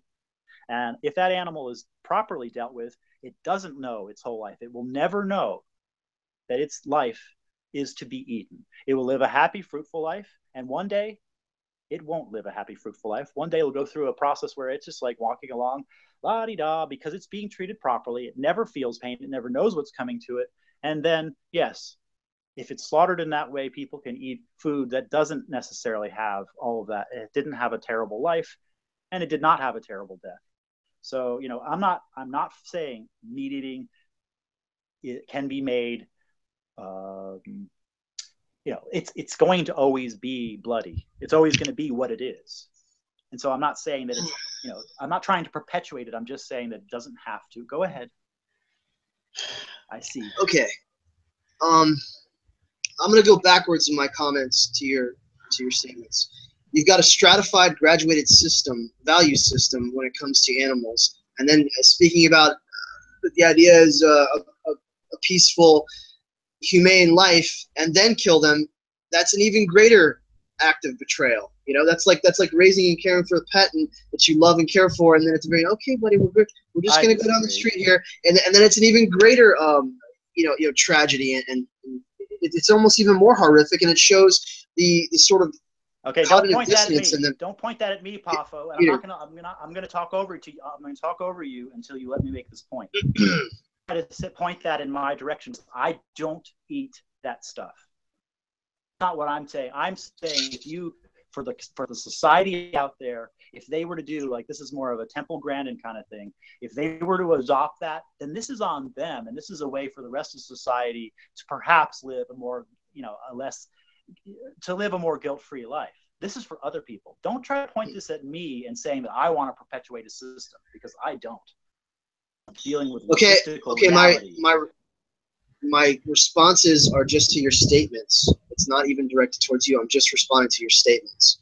Okay, and then like your last statement, I see that as a compromise. As a compromise, in order to placate the masses who are already doing this, you're literally just finding ways to make it easier on them. And then there's another point that it's a way of making it better. No, it's a way of reducing organismic burden. I would like to get to the idea of who are we doing this for. So many times in this conversation, you're talking about from the perspective of humans, and veganism is not about for the biosphere. In general, is not about humans and human suffering. It's about animal suffering. So let me go backwards and just go on with these comments. Wait, how is that? Human suffering is animal suffering. I agree, but I'm saying that the main focus is on the animal suffering. Okay. Why not? Why not care about the individual pain and suffering? And then, okay, the idea of you're against suffering during their life, but you're not against suffering at the end of their life. Yes, I am. I didn't. Just that's not like true. It makes them. I am Peter, against suffering at all points. Then why kill them to begin with if it's unnecessary? Why do it to begin with if all of it is unnecessary? There is no justification for it. Because I don't believe that. I don't understand the idea.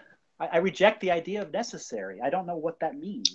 Necessary for survival. Necessary for humans to eat. Necessary in order for us to function. Necessary for nutrition. Necessary to get our vitamins and minerals and protein. Okay, that's the definition of necessary. I'm giving it to you. I'm saying for vitamins, minerals, and protein in order for human beings to grow and thrive and have their nutritional needs met. But you're wrong, because you know what? Okay. Go ahead. So a scientist, a human being, and be like, okay, here you go, Mr. Scientist. Take this human child. You give this child. I want you to basically make this human child. I want them to come to an adulthood and live to 50 years, and between age 0 and 50, I want you to give this child nothing more than what they need to survive. So that means don't give them anything that they don't need, including education. In fact, if you can give them just some kind of like dust that you create in the laboratory that is basically nutritional dust that will work for them, it has no flavor, has no joy, has nothing. The point is to give them absolutely nothing that they don't need. Well, you know what you could do is you could give that child something, you could hook them up to a machine, and what we all need really is just to have certain kinds of synthetic chemicals pumped into our body so that we can, survive. For what purpose? What purpose is a life of living only by necessity? Everything that vegans do, the majority of every vegan's life is doing things that they don't need to do. Nobody needs to drive a car. You drive a car, why? Because you don't need to be doing that, because the thing is every time you drive a car, how many do you kill? There's no need to drive. There's no need to do all kinds of things. Anything that we do. So it doesn't make any sense. Okay, Peter, don't respond. Let me just get these out. Respond after I get them out. That's all. Okay. I can't believe you might actually be equating vegan food with synthetic food, or like the bare minimum, as if it's flavorless, as if it has no taste, as if fruits and vegetables, pasta, rice and beans, bread, legumes, all the meat alternatives, all the dried fruit, nuts and seeds, and all the variants. I said don't respond. Let me just get this out. I can't believe that you think that all of this equates to some kind of tasteless necessity of life, that it's not actually an even more abundant and more diverse diet, because clearly it is. Okay, the next thing about veganism, I'm talking about the word need. Okay, the next thing I wanted to get to while we have time is I wanted you to please explain SCOSH and define it as comprehensively as you can. And then I guess I already covered the thing. Well, I said you have a stratified sort of gradient value system when it comes to killing animals, and the idea of a healthy, happy life. But at the very end, I just don't understand, if you actually care about animals, why you would want to kill any of them. But these are just my points. These are just my responses. You don't have to respond. So if you have to go soon, go ahead and speak about SCOSH and explain it and define it. For the listeners, for the audience. My interest is to reduce as much suffering as is possible. And I do believe that when it comes to doing this process, the way that we work these things out are realistic logistics on the ground, making it illegal to treat animals badly.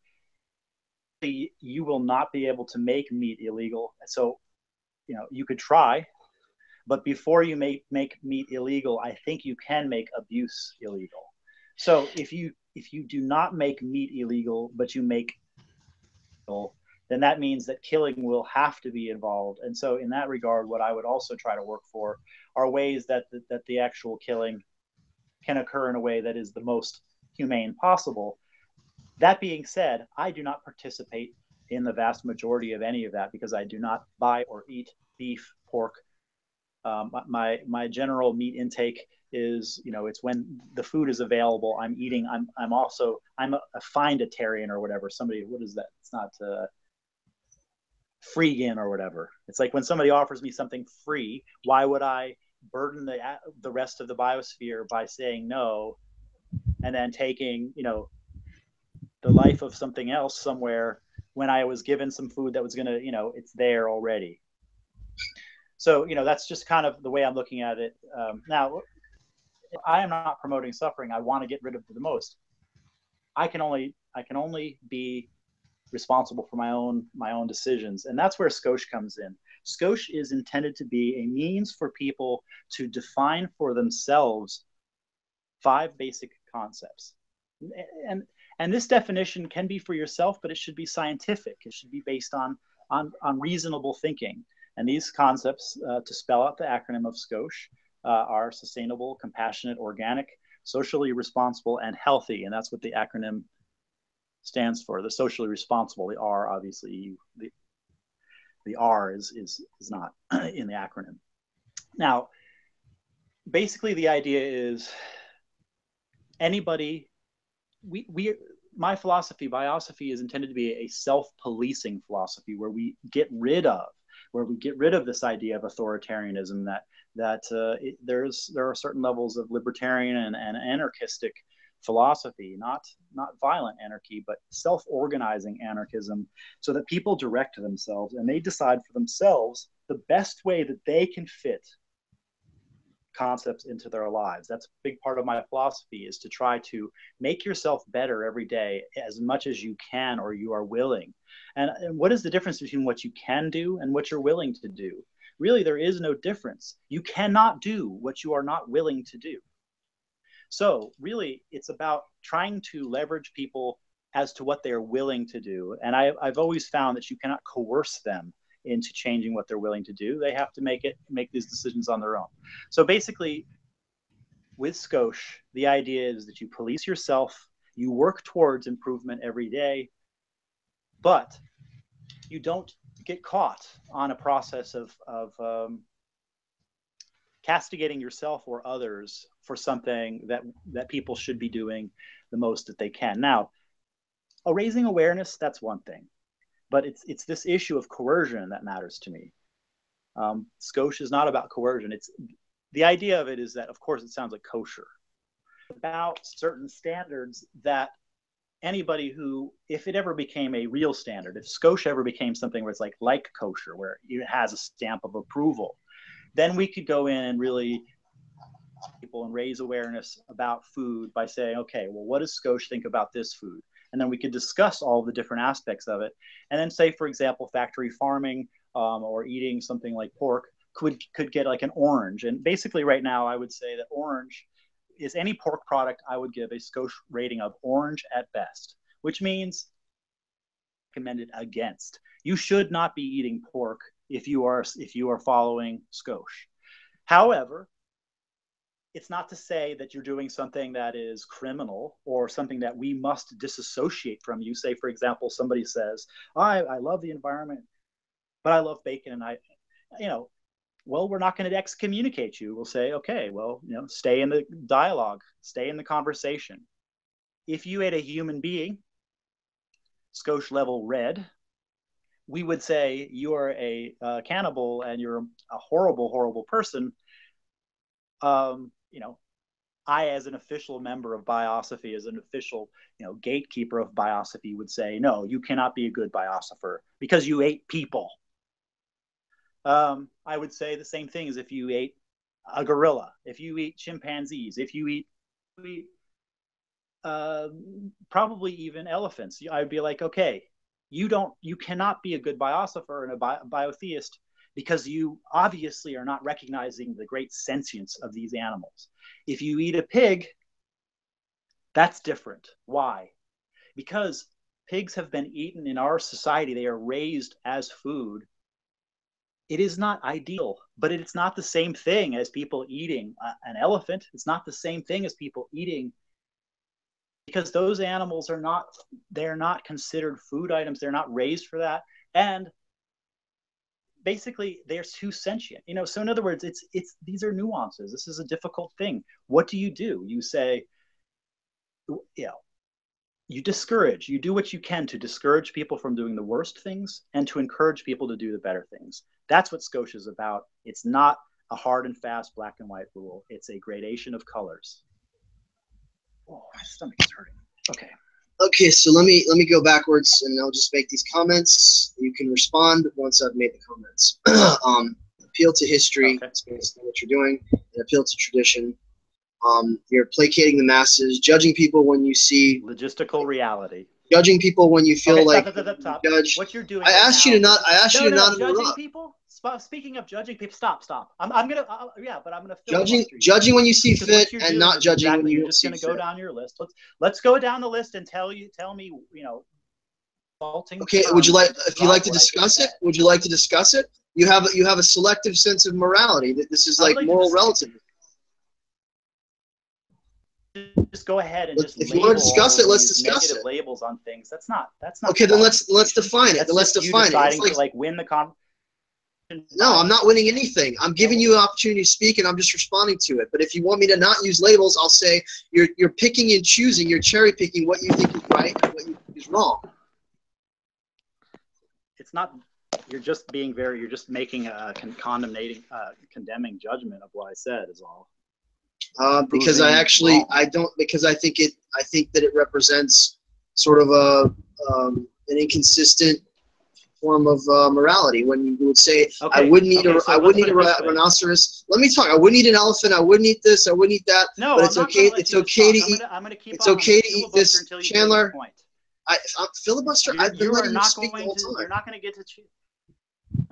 Look, you are welcome to have your opinion about what you think, but by labeling me, it's not. You're not giving it as your opinion. I just said I'm not going to use labels. I'm describing the inconsistency right now. I'm describing the oxymorons in your statement. I said I wasn't going to label it. I'm saying that to say that one animal is worth as a value and another animal is not of value because we've traditionally done something for a long time, just because we've done something for a long time, because the majority of people do something, that is not moral justification for it. Because if you go to other countries where they do what they do, you would see that as wrong, but they don't see it as wrong because that's part of their tradition. So you're picking and choosing. But that doesn't have anything to do with what's going on here. That's not what it does. You keep on you're saying making, I'm making. No, it doesn't. You're making appeals to tradition. You keep on saying that you keep on saying I'm making moral justifications. That's not what I'm doing at all. I'm not. I've spent this entire hour or more trying to tell you that I make no moral justifications for wrongdoing. I'm trying to tell you this is the argument is basically comes down to this. I am a philosopher who is into systemic harm, and basically this idea that I have is about making your own judgments for yourself and not making moral judgments. It's about these moral judgments are ones that we make for ourselves. This is why biosophy is not a theism. It's intended to be a meta religion where we each are our own saviors and our own greatest teachers. We save ourselves. We change ourselves. We are the ones that come and rescue ourselves from our own selves, from our own bad programming.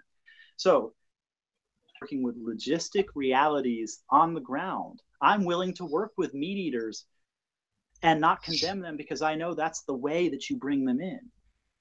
Loving them and by understanding them and not condemning them, trying to get them to loosen up some of their grip on some of their own dogmas.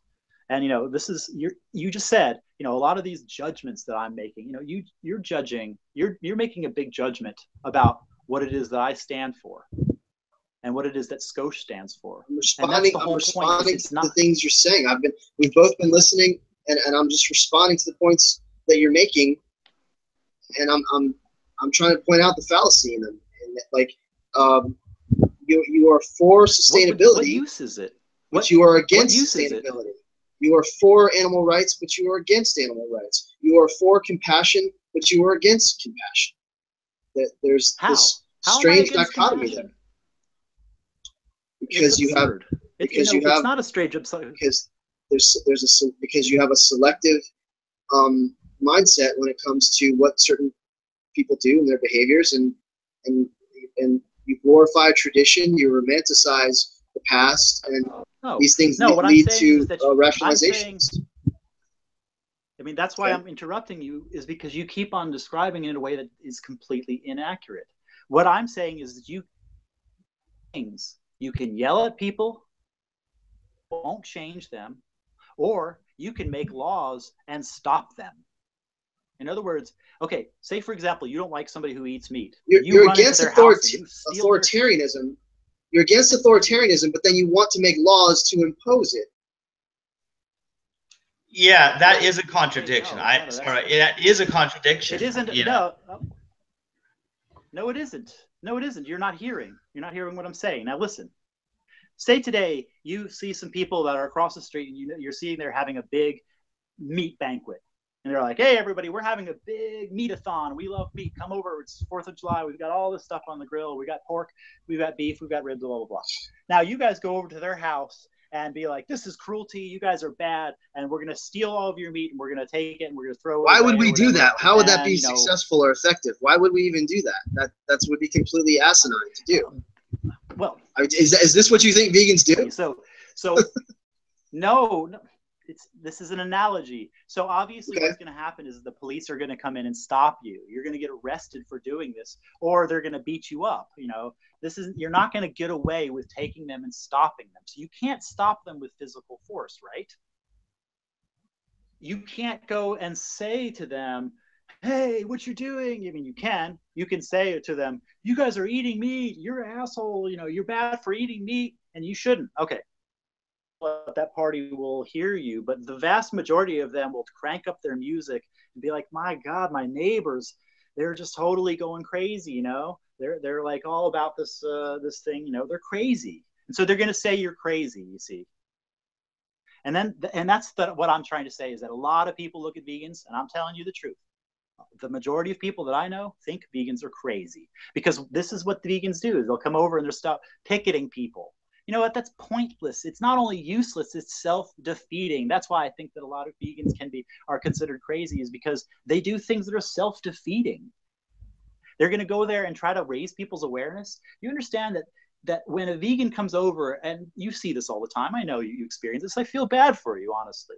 You go onto pages where people are talking about bacon all the time and how much they love bacon, and they're like, yeah, I love animals, they taste great. How many times have you heard people say, I love animals, they taste great? People get off on that. They don't see you as vegans as being any kind of threat to their lifestyle. They laugh at you. They laugh at me. So you know what? You can't stop them any other way than the logistics of changing the laws, just like I was saying. You know, and how are you going to change the laws? The fact is that you're not going to make meat illegal. That's just, it's just absurd. If you think you're going to make meat illegal, it's hard to talk to people who believe things like fairy fucking dust. You know, it ain't going to happen. So what do? You can only do what you can do, which is change the laws. And you know what? That's not authoritarian. That's called criminal law. Authority is when you push people to do something coercively they don't want to do. But when you create a law, criminal act, and what you're doing is something that we as a human species, we have a shared standard. We agree sufficiently that if you do this, this is a criminal activity. You know what? That's different. You know, if it's a fake law, even if it's a bad law, I'll disagree with it. But a law like that, I will be happy to help enforce because it's actually doing something good. And until you can really be for that, then I don't know what the hell other point. What would be the point? You're not going to succeed any other way. Okay, so let me just go backwards. Once again, we have a non-vegan trying to give advice to a vegan, telling us how to be better vegans.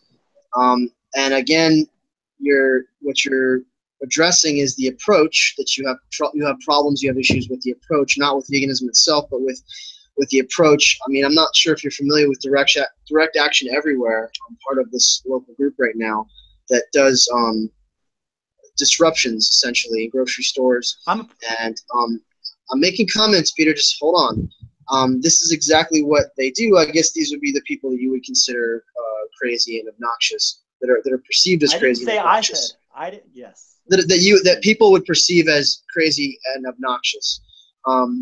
No, wait. Hold on. I said in my example, people picketing a barbecue.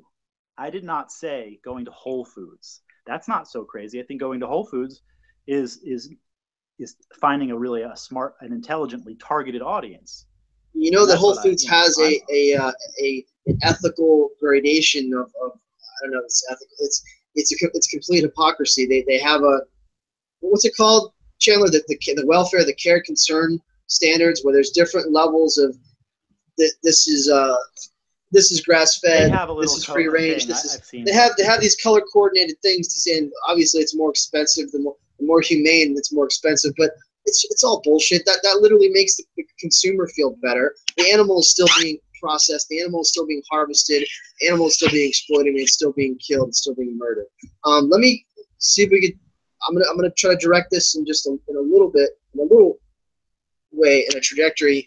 You have argued with me in the past at times with my use of terminology. When I say that it's rape, it's murder, it's unjustified killing, and you have said to me point blank that these terms, these labels do not apply except to humans. They don't apply to animals. Is that correct, or is that inaccurate? That the term that you cannot murder an animal, you cannot rape an animal, you cannot oppress an animal. That those terms only apply to human beings. If I'm wrong, then please clarify. Okay, I would say on that particular front, in this particular argument, that is highly inaccurate in terms of it may not be, okay, basically your understanding of it is inaccurate, even though I did say something along those lines. Because what I'm talking about, and I said this to, who else did I say this to? I think it was J. Pierre Waldo. It was something to my friend Simon. Okay, so I said this to Simon as well. This is more about a question of murder is a crime that is a capital crime. So is rape. So basically, if anybody in my family were a murderer or a rapist, I would I wouldn't stop loving them, but it would absolutely change everything that I think about them. So when I speak in terms of murder and rape, I take those concepts extremely, seriously. And I will never call a person a rapist because they ate meat. People who are working on a farm and do terrible acts, those people who do terrible acts to the animals on a farm, I would consider those people to be inhuman farmers, pretty much abusers. Farmers. You can go ahead and consider them farmers because that's what they do. Yes, well, many of them. But okay, so how do you place blame? Because say, for example, with Charles Manson, the people who go to jail killing for Charles Manson don't get as many years as Charles Manson gets. So who is doing the crime? Because a lot of these people at these slaughterhouses are, who are they? They're just low education guys who have no other way to make a job. Are they the real worst, or are they just basically they are exploited in a similar way as the animal? In fact, I think I would agree with that. I would agree with that they're a product of the conditioning, they're a product of the system. I just need to ask you a point question though, to keep this on track. As much of a victim. They are. The animals and the animal workers are victims. But you have to answer this question. The worst abuses, this is my last sentence. The worst abuses that you call rape and murder, those are abuses that are similar to rape and murder, and so therefore they should be made illegal. But everybody who eats meat is not a rapist and not a murderer, and that is what I meant. We've never said that the people who eat meat are rapists and murderers, but they are condoning and supporting and contributing to it by paying for it. That's the distinction. This is my question to you, Peter. Can you murder or can you rape an animal? Or does murder and rape only apply to human beings, to Homo sapiens? To the animal, Homo sapien? Does it only apply to that animal? Or can it apply, can I murder my cat? Can I murder the dog? Can I rape the dog? Can I rape the donkey? Can I rape the sheep? Can I rape the pig? Actually, it's been done. And we know the cultures that do it. So just answer the question, yes or no. Here's my answer. No, it's not. It's a yes or no question. The premise is absurd. So if that's what you want me to say, I don't know how to say whether what's absurd? It's a question. It's just a question. Is it possible to rape or it is a yes or no question. Is it possible? Yes or no question. These yes or no questions. I'm not going to. No, it's not a yes or no question because I'm going to answer it the way I'm going to answer it is this. Can you kill a person? Yes. Can you kill an animal? Yes, obviously. Now, is it murder when you kill a person? And is it murder when you kill an animal? The answer is when you kill a person, it is murder. The other answer is when you kill an animal, it is not murder. And the reason why it is not murder is because it is not defined as murder as a criminal act by the legal system itself. This has nothing to do with me. It has to do with what the I wasn't talking about the legal is. I wasn't talking about the legal definition that exists currently. I meant on an ethical, philosophical level, in terms of defining question because the thing it's absurd. It's an absurd question because of course you can kill an animal and of course you can kill a person. How you define this is a cultural question and it's not going to be decided by me. I'm going to make a statement. I'm going to make one statement and then you can Do I think it's right to kill an animal? Do I think it's right to kill an animal? No. Do I think it's wrong and horrible to do something like, okay, I see an elephant, a tiger gets out and it hurts somebody and they kill it. I think that's terrible. I think it's close to murder. I would get very, very upset about somebody killing a tiger that was accidentally let out and hurt a person and then they killed it. I get very upset about that. Trust me. But you know what? If somebody eats a cow, should they be looked at as a murderer or like that they slaughtered a cow? I'm not going to be upset with that person in the same way. Because you've been inculcated into this culture of carnism. Let me make a statement. There is no justification. There is no that's what you call it. There is no justification for killing an animal except in self-defense. Okay? Apart from self-defense or out of necessity, okay. Every other act of killing is murder if we're talking about sentient beings. There is no situation that currently exists. There's no situation that currently exists in the West, in first world countries, where it is necessary to kill an animal unless it is out of self-defense. The animal is attacking you directly. Maybe bed bugs are infecting you. You know, you're your habitation, or it is absolute necessity where you literally are stuck on an island, a desert island, and there's no other food, and it's you or them, and you're trying to sustain your own existence. But literally, other than those extenuating circumstances, there is no moral justification for killing animals in first world countries. That's right. That's fine. Point. That's okay. That's your point, and I'm not going to because it's not because it's unnecessary. That's the point. Here's the difference between me and you. I'm not going to try to label what you said as being something that I've already decided is a bad thing. I'm going to address the facts, and I'm going to ask you a question. I'm going to ask you the same question you asked me, and I want to get your answer. Sure. I go out. Is this a yes or no question, or is it more complex? If you want to follow your own rules, it's yes, no. But if you want to follow my rules, answer it how you want. All right, Okay, so I'm outside. Hypothetical. I'm outside. There's a fly flying around. It's hardly bothering me. Okay, but it's a fly and it's distracting me, and I'm in a bad mood. Okay, and I smack the fly. The fly's dead. Is that murder? Did I just murder something?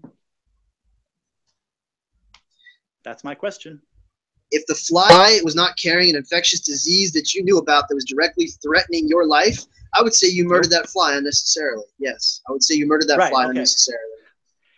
Exactly. Okay, so I did murder. Because there was no need. There was no need for it. Yeah. Okay, so that is consistent. That is consistent with your philosophy, and that shows your consistency. And I agree with that. But as as I would basically consider a large amount of my own attitude, my mentality is that I think consistency is the hobgoblin of small minds. Can you move your thumb because your thumb is covering the camera? Move your finger. Because absolutely, you know what? You can say I'm a murderer for killing a fly because by your definition, I am a murderer. But you know what? I think that the majority of the world would find that laughable. Because you know what? Who gives a crap that I killed a fly? And you know what? Honestly, I'll tell you the truth. Is every time I do kill a fly, because sometimes they land on me. And I'll tell you, I don't kill them for no reason. I wait till they land on me, and I give them 2 warnings. This is how I work. As I give them 2 warnings, each time they land on me, I look at them and I say, you have 1 more time, and I'm going to shoo you away. The next time, it's over. And I tell them that. And if they don't hear me, I kill them. And you know what? If you think that I'm a murderer, then you know what? I should probably be sitting in a jail cell right now for killing flies. Okay, can I make this statement? I need to interject and just say veganism is not about killing flies. It's about killing cows and chickens and turkeys and sheep and pigs and fish and the larger animals that we know are sentient. No, it's not. And doing it systematically and doing it routinely and doing it robotically and doing it with complete apathy and doing it in an exploitative, barbaric, primitive, cruel, unnecessary way. That's the focus of veganism. The focus of veganism is on these animals, not as on the larger farm animals that we're consuming and breeding into existence. And it's not about flies. But most vegans might avoid killing a fly, or they might not. But the point is, the essence of veganism is about the animals that we're consuming, the animals that we're eating, the animals that we're ingesting. Go ahead. Okay, this is exactly why I have a problem with veganism. You have just this is a good summation. This is exactly why I have a problem with veganism, because you are saying that veganism is really about all the things that you said. You know what? If it was true, if what you are saying is true, then we would never have had this whole argument to start with. We would never have had any of this discussion, because I already agree with those things. The problem is that vegans will not get off of my case about eggs. Vegans will not get off of my case about honey. Vegans will not get off of my case about all kinds of things, like the small things like sardines or shrimp and stuff like this. Vegans the cruelty. Do you not yet understand the cruelty involved in how male chicks are ground alive to perpetuate the egg industry? Do you not understand that aspect? That's not what I'm talking about. No, because that's what they're talking about. They're not talking about those little small farms, symbiotic relationship. They're talking about the factory farms. They're talking about the mass production of chickens for that purpose. Poffo, you are arguing with a vegetarian. that has spent my entire life focusing on trying to reduce. I was 17 years old. As soon as I was able to form my own thoughts as a human being, as soon as I formed my own adult identity, I stopped eating meat because I knew it was wrong. But I have been dealing with the last year with the amount of condemnation that I have gotten from the vegan community only. Can I ask you, Peter, where? Peter, in your group, or where are you receiving all this criticism? Because anytime I ever try to speak in terms of seeing things with a level of relativity, that I get into these conversations. Trust me, I've got into the worst arguments of my life with vegans about eggs and about dairy. And I know. I'm asking you, in your group or in other pages. Where? It's because, okay, for example, when I first started going on to, I never was on MySpace, but as soon as I began to go onto Facebook, I was in a variety of all kinds of groups and animal rights groups and things like this. And it's just that every time I tell people that I'm a vegetarian, boy, I'll tell you what, it's like, you know what, the vegetarians are the people who are like, oh, he can be talked to, and so, you know, he's going to take the pressure, and we can convert him. And so that's when I get pounced on. Saying that I'm a vegetarian, this is where I have a problem with vegans, is I am sick of them pouncing on vegetarians when they could be working together with conscientious meat eaters to change the laws. Instead, what they do is they alienate themselves by attacking people who eat eggs. Conscientious meat eaters. Conscientious meat eaters. Exactly. You can't even conceive of the idea. So therefore, you'll never form a coalition with those people, and therefore, you'll never change the laws. And you know what? I don't have much time for people who want to do things that won't actually make the changes that are needed to help animals, because they have some sort of like moral high ground that they will not allow anybody else to. Is this about moral high ground, or is it about facts and information? It's about changing the laws. It's about forming. It's about forming alliances. Your perception of veganism is your perception of veganism. Is it about facts and information, or is it about moral superiority? I'm saying that I'm privy to information that I don't think. Hey guys, isolate themselves. I think this has gone. Yeah, I think this has gone past the point where this is productive, and I don't know about you guys. I'm getting. I'm getting really tired here, you know. So I don't know, Chandler, make any last statements and say anything that you want to interject, because you sat quiet. You sat quiet the entire time, and you played host. So I would just like to hear your thoughts, and then go ahead and wrap up the wrap up the broadcast of the show. Yeah. That's the thing is, you know, I've been listening to you guys, and you've been saying so many very interesting things. And see, I feel like I kind of understand where Peter's coming from. It's kind of like Temple Grandin. It seems like it's a compromise. Like, people aren't going to change. People are going to continue to eat meat. So let's at least try to make sure those animals are killed with less pain. It's an appeal to futility. That's what it is. Right. Yeah, and that's what it is. And I mean, I understand that point of view, and it does look like that. But that's just it. Is I'm all down with that, Peter. If you want to make sure they were killed less painlessly, but actually Chandler. Let me just take 2 seconds here. My real focus is forming alliances so we can change the laws. It comes down to all about that. Is how do we form alliances between conscientious meat eaters and vegans? And if you don't think there's such a thing as conscientious meat eaters, then you won't ever form that alliance, and therefore, basically, the laws will stay the same. I'm not looking to form alliances. I'm not even looking to make friends. I'm looking to promote and support a philosophy that I believe, in my heart of hearts, is the most compassionate path to take as a biopan. Yeah. See, here's the thing. Okay, my focus is not on making alliances. My focus is not on changing laws. My focus is simply on pointing out the truth that we do not need to be eating those animals, and therefore there's no need to kill them. There's no need for the dairy or egg products. And if we can live without it, then we can avoid causing all that suffering. And I want to change the people, whether or not the laws themselves change. And maybe the laws will change. Mentality first. But that's mentality, change the philosophy first. Yeah. Peter, and also in summary, can Can you just please, in a very succinct fashion, state, if you can, if you don't want to do this, fine, but in a very succinct, truncated way, what are your main criticisms of veganism? Why do you not agree with it, and why is SCOSH superior? Just like sum it up like bullet points, because I could probably do this, but I'd like you to do it. Because I don't think based on everything you've said. I don't think that the results that we want will come by convincing people. It will come by convincing the masses. It will come by convincing the cultural gatekeepers, and the cultural gatekeepers will be the ones to change the laws. The interesting thing is that everything that you believe about reducing suffering and making wiser choices and not doing things that are harmful if you don't need to, I already agree with. Where we disagree is not in our own personal choices so much. I mean, there's nuances there, because we've talked about the nuances about me eating clams or eating honey. You know, that's a nuance, in my mind at least. Peter, me, what's wrong with veganism in bullet point fashion? What's wrong with it? Just make points. What's wrong is that it isolates itself.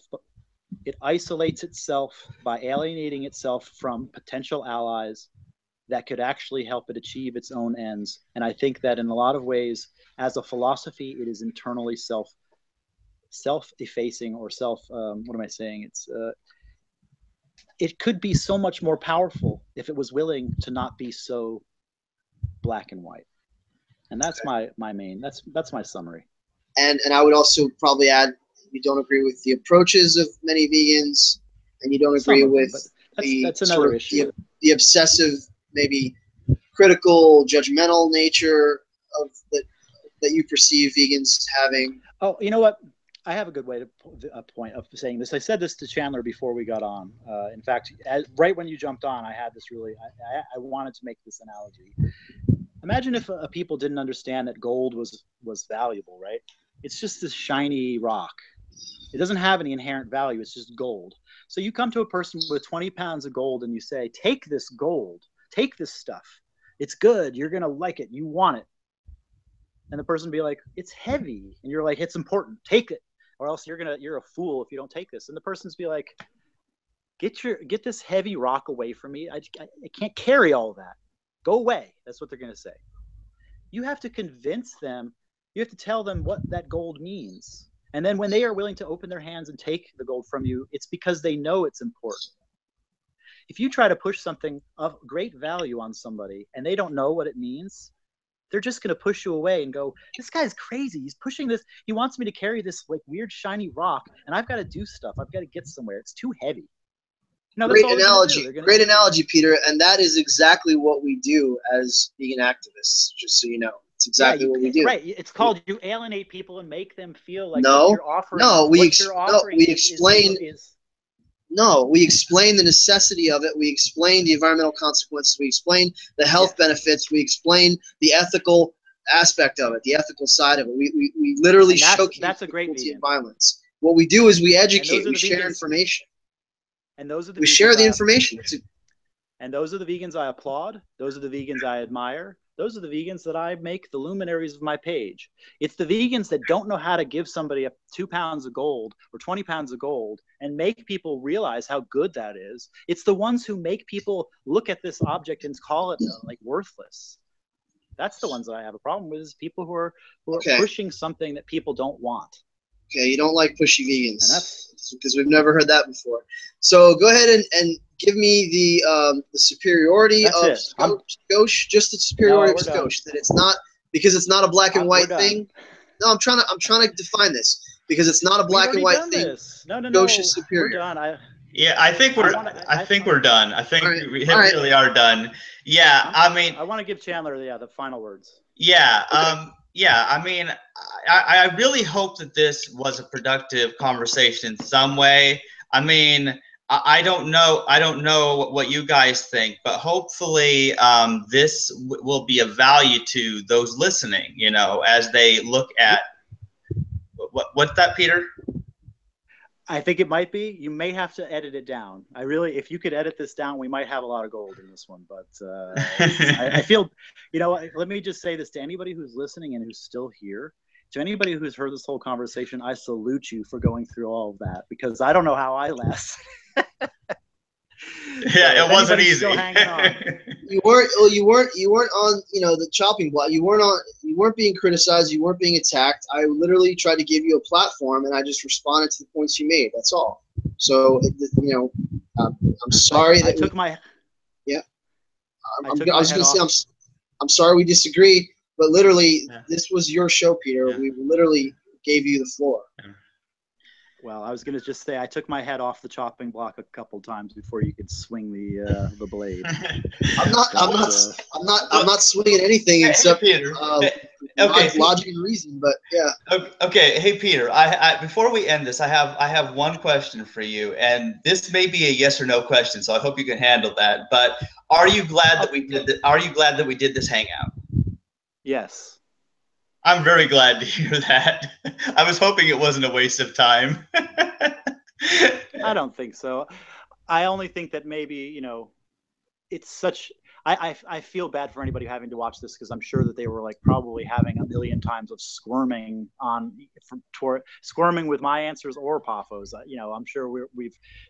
Let's wait. Hey, let's wait and see. I mean, let's put it out there if you want. Oh, do we have your permission to share it? I mean, it's live, but nobody really knows about it unless we share it. So if we have my permission, absolutely. But I do also think that editing it down, that's up to Chandler. Probably get my blessing more if we could get this down to maybe half an hour. But if we have let's find out. Like, put it in your share it in your group. I'll share it in my group. We'll share it everywhere. Let's just see what people have to say. Let's listen to their responses. Well. Right now, I actually don't want to talk about veganism in my group for a little while. Okay. I forgot. All right, so forget your group. Like, if you give us permission to share it, we'll share it in places and see what people have to say. Yeah. Well, I think that we could cut it down to about half an hour. I think this was almost 2 hours, wasn't it? So. Yeah, we'll see what we can do about that. But thank you for joining us, Peter. I'm really glad you did. Thanks. Well, I appreciate it. I think you guys were. I appreciate you trying to. I think this was the tone was really much better than a lot of other ones, and I think I was able to say there was a couple little we had to force ourselves. It's like I said, it wasn't a debate, man. I'm literally just trying to understand your perspective, so that's it. Well, you guys also know you're my friends, and I don't need to agree. This is a big part of my thing, is I don't need to agree with you to consider you my friends and allies, and that's all I kind of want in return. Is that we don't have to absolutely agree to be able to help each other.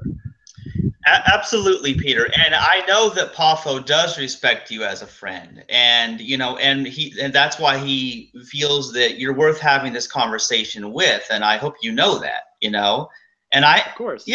And just about all the people I know that I'm at work with or that I hang out with otherwise. Of course, they're carnists, because that's 99% of humanity. But I still try to treat them as I want to be treated, even if they are murdering flies. So, thank you again for joining us, Peter. And thanks to anybody who put up with that. That was hard to get through, wasn't it? It was hard for me. So anyway. You earned a medal. Yeah. Leave us your comments, what you liked, what you didn't like. Well, I think that's it. Are we done, guys? I'm good. I think good. So. I'd like to chat with either of you a little bit afterwards, but that's up to you if you're available. All right. Okay, I'll end the broadcast now then.